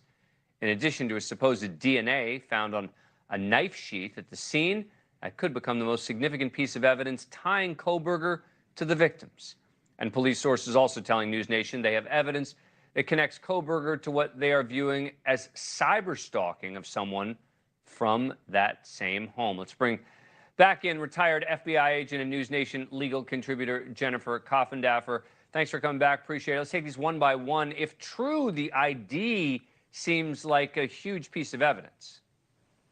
It's very big. It's so powerful because now there is absolutely no explanation for why he would have an ID from somebody in that house. And recall, on the search warrant, number 35, from the house that was searched of his parents, it lists IDs in a glove, in a box. Not in a glove compartment, in a glove, in a box, in the house. Right. So what kind of evidence might they have, do you think, on the cyber stalking side of this, and how significant is that? It's significant to me because what it does is it shows the connection of stalking physically that we know about through the phone pings, 12 of them in and around that house, and now we have possible cyber stalking. Why do people stalk? They stalk because they feel mistreated, they feel persecuted, and that's the same reason they kill. So this is a direct correlation, I believe. Yeah, and this is the sort of evidence that they can uncover in a whole variety of ways, right? Absolutely. They've done a full digital analysis of all the phones, and specifically of his phone. There's going to be a treasure trove of information from those phones. We saw it in Murdaugh. We're going to see it in this case as well. Phones, his computers, any place he had access to it, any place he might have logged in. Jennifer Coffindaffer, thank you very much. Appreciate it. Absolutely. Thank you, Dan. Thank you for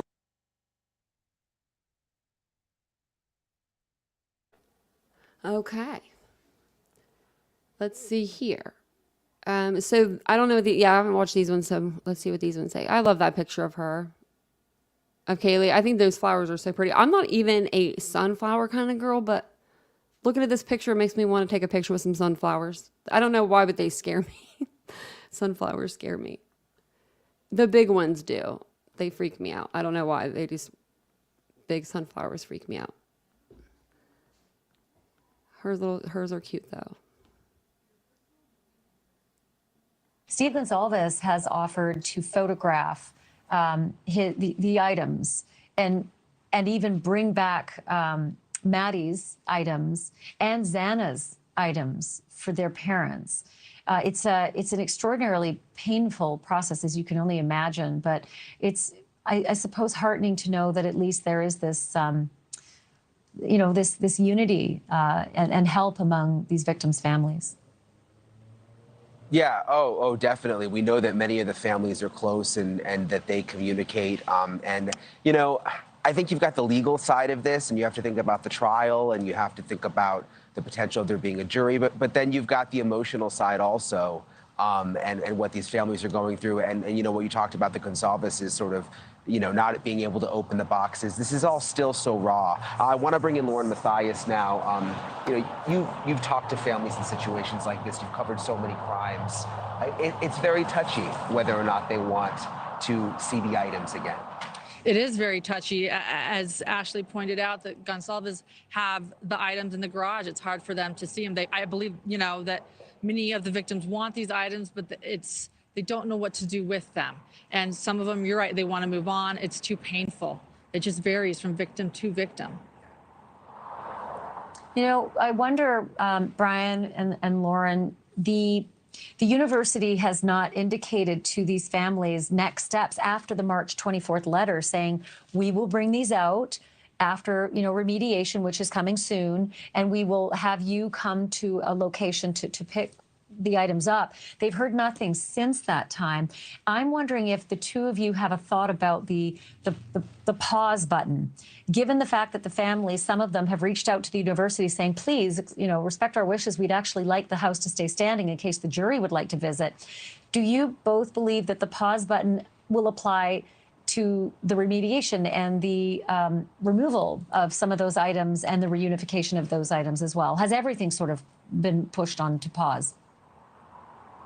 I think so. I think now that we've learned through your reporting last night, Ashley, that they're going to ask the prosecution and the defense what they think, and then it could potentially go to a judge. I mean, I think anything's possible now. They may not only say we don't want the house torn down, they may say we don't want anyone going in and we don't want anyone to touch whatever's left.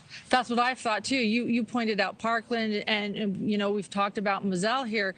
They left things at the crime scene for the jury to be able to tour, untouched. And again, Moselle led to this conviction. I wondered the same thing. If everything's on pause, will they now pause all of the belongings left in there and say, we can't move anything else? But I just wonder, Ashley, since they took so many of the belongings out already, is it almost too late now to say, let's leave what's left there inside? I mean, it's almost like, what's the point? If so much stuff has been taken out, it's already been sort of moved around. Does it really serve a purpose anymore? It could be just the geographic location from room to room. There's been some concern that families have raised about the audio. What might Dylan Mortensen have been able to hear from her doorway across from the kitchen when the affidavits have told us that she heard something that she thought came from upstairs, something that she thought came from Xana's room, and it's possible that the jury might have questions about whether you could hear those things. And so that... Just going to interrupt it there for a second. So if the jury wants to go in to hear, like we just mentioned earlier, Dylan's voice or what she witnessed, are they going to take the jury there at 4 a.m.?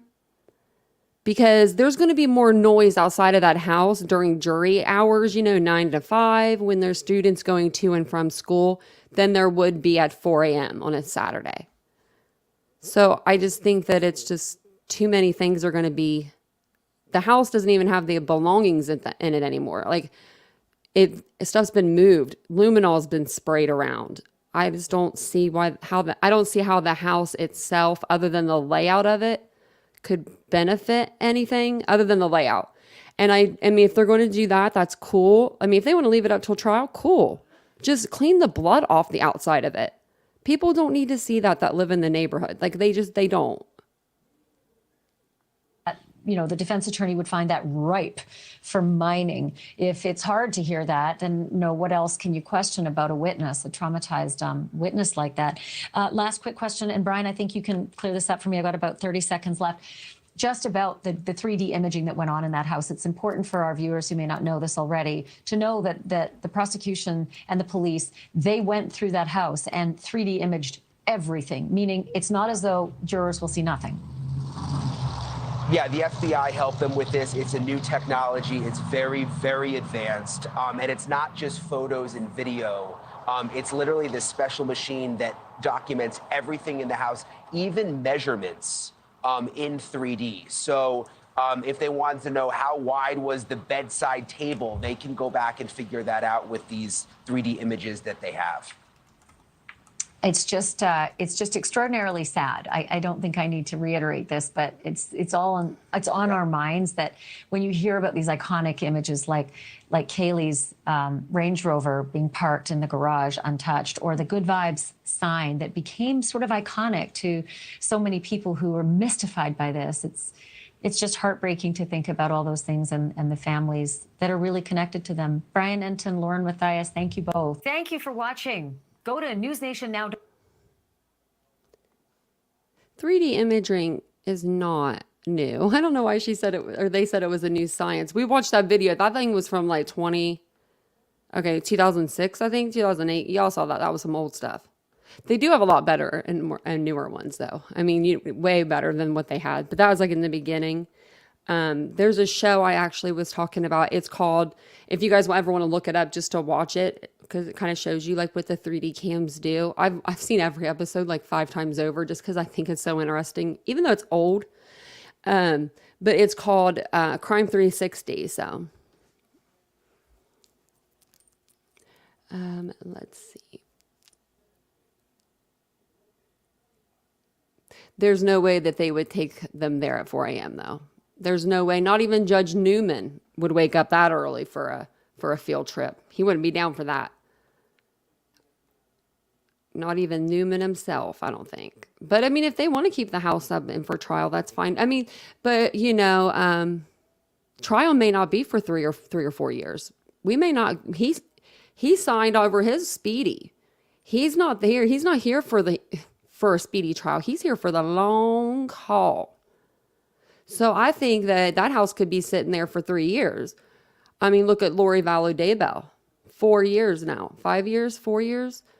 And then she's been in jail. These are people in jail that's been in jail.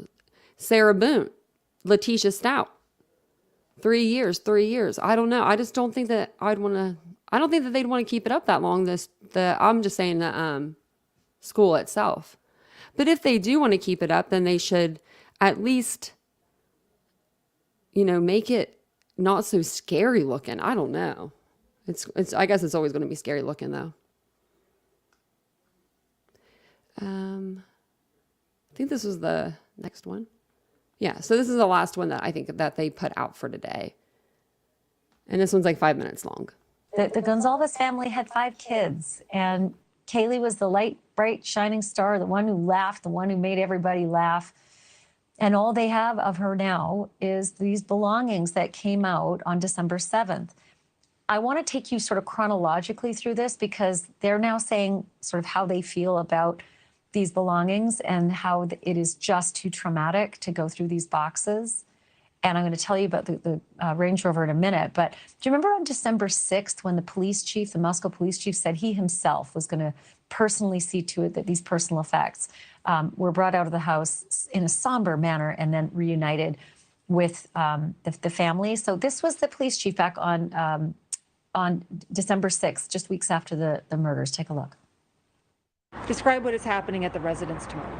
Yeah, tomorrow, me and my command team and other individuals will be going in to box up personal belongings of the people that live there. And we're going to be getting those items back to the families.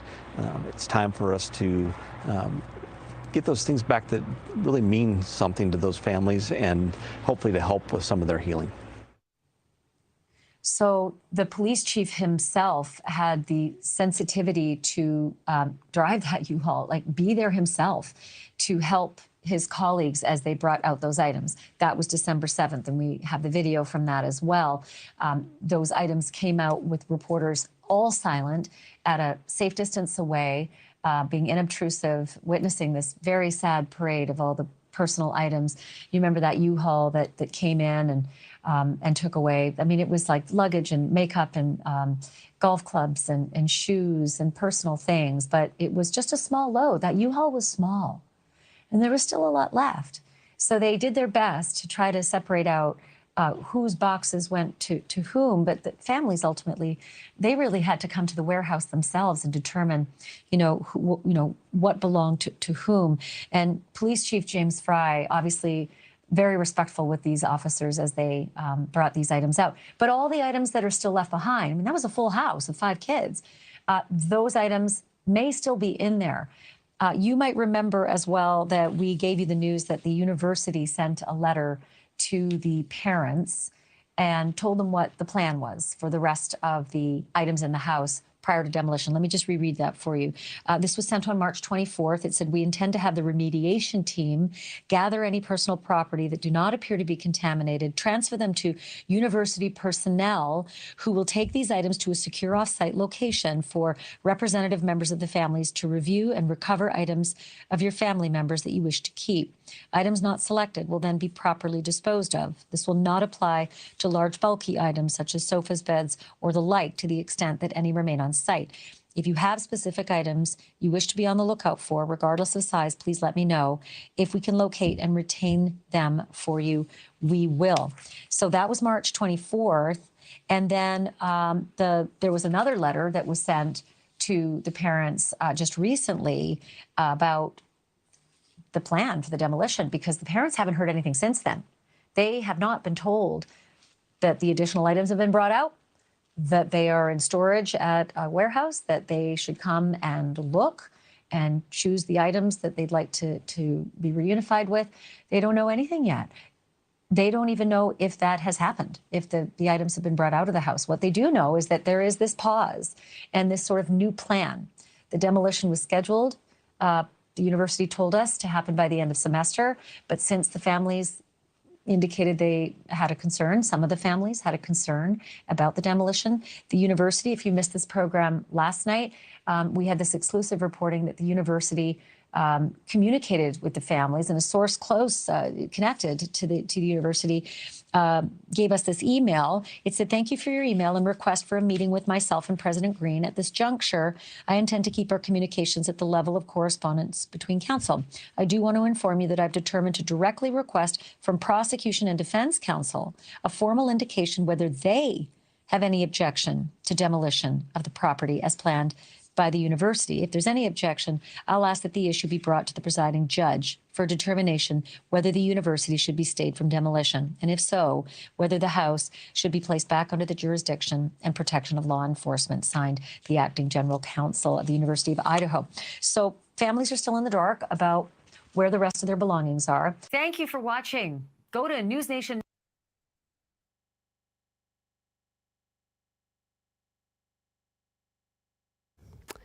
Okay, yeah. So here, yeah, he did sign his waive his right to a speedy preliminary hearing, speedy trial, on Thursday. That was his first hearing that he went to. Where did my tab go that I wanted to share? But I don't know where it went. I guess we'll just share Ashley in all her glory. But maybe there was a different part that I don't know about. There's been so many different document drops. I feel like that my eyes are going cross-eyed, which I still need to find that one. I swear there is one that where the defense and the prosecution both signed, saying that they didn't need the they didn't need the crime scene anymore. I couldn't get that out. I was looking at too many tabs on my screen. But does anybody have any questions? This one was a late live tonight, guys. Thanks for sticking it out. It's past our bedtime. We're usually not up this late. Start my camera. Well, I'm not usually up this late. Sometimes.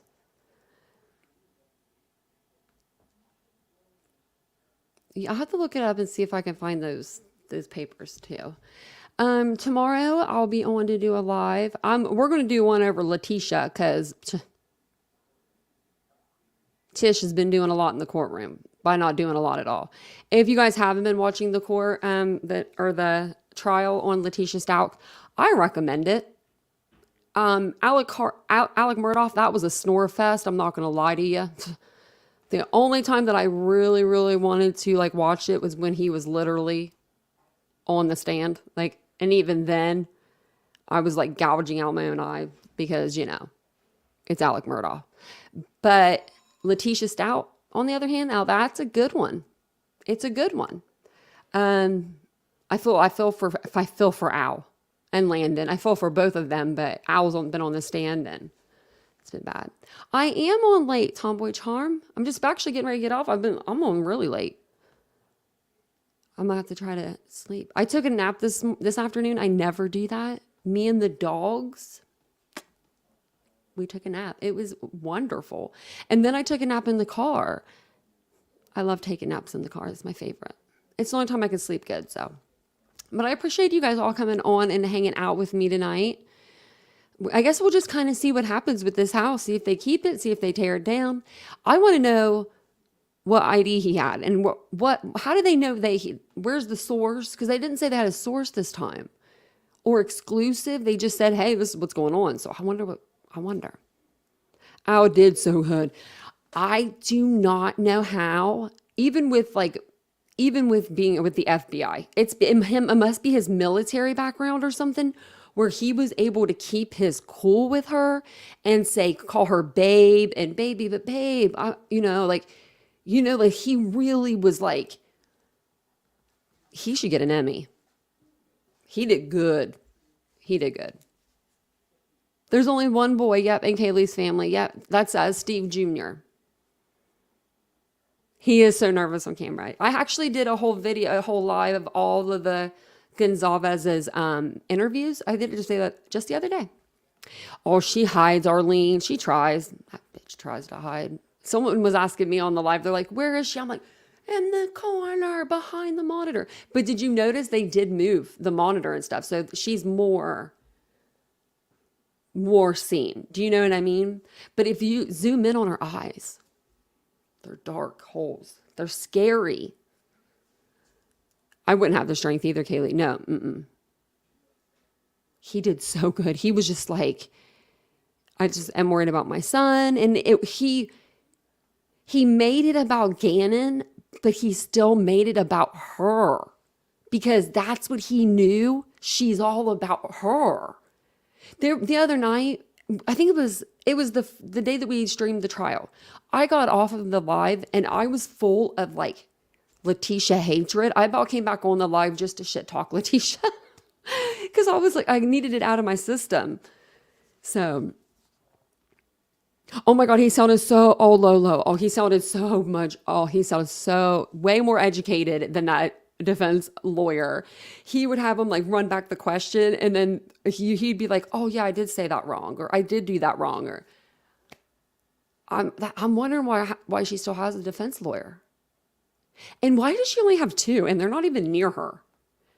I'm sorry if I don't care if I was crazy, not crazy, portraying crazy or whatever it may be, I would be latched on to my attorneys because they're like the people that are handling my whole life. You'd see me sitting beside them, taking notes, looking at their notes. What are you saying? What are you saying?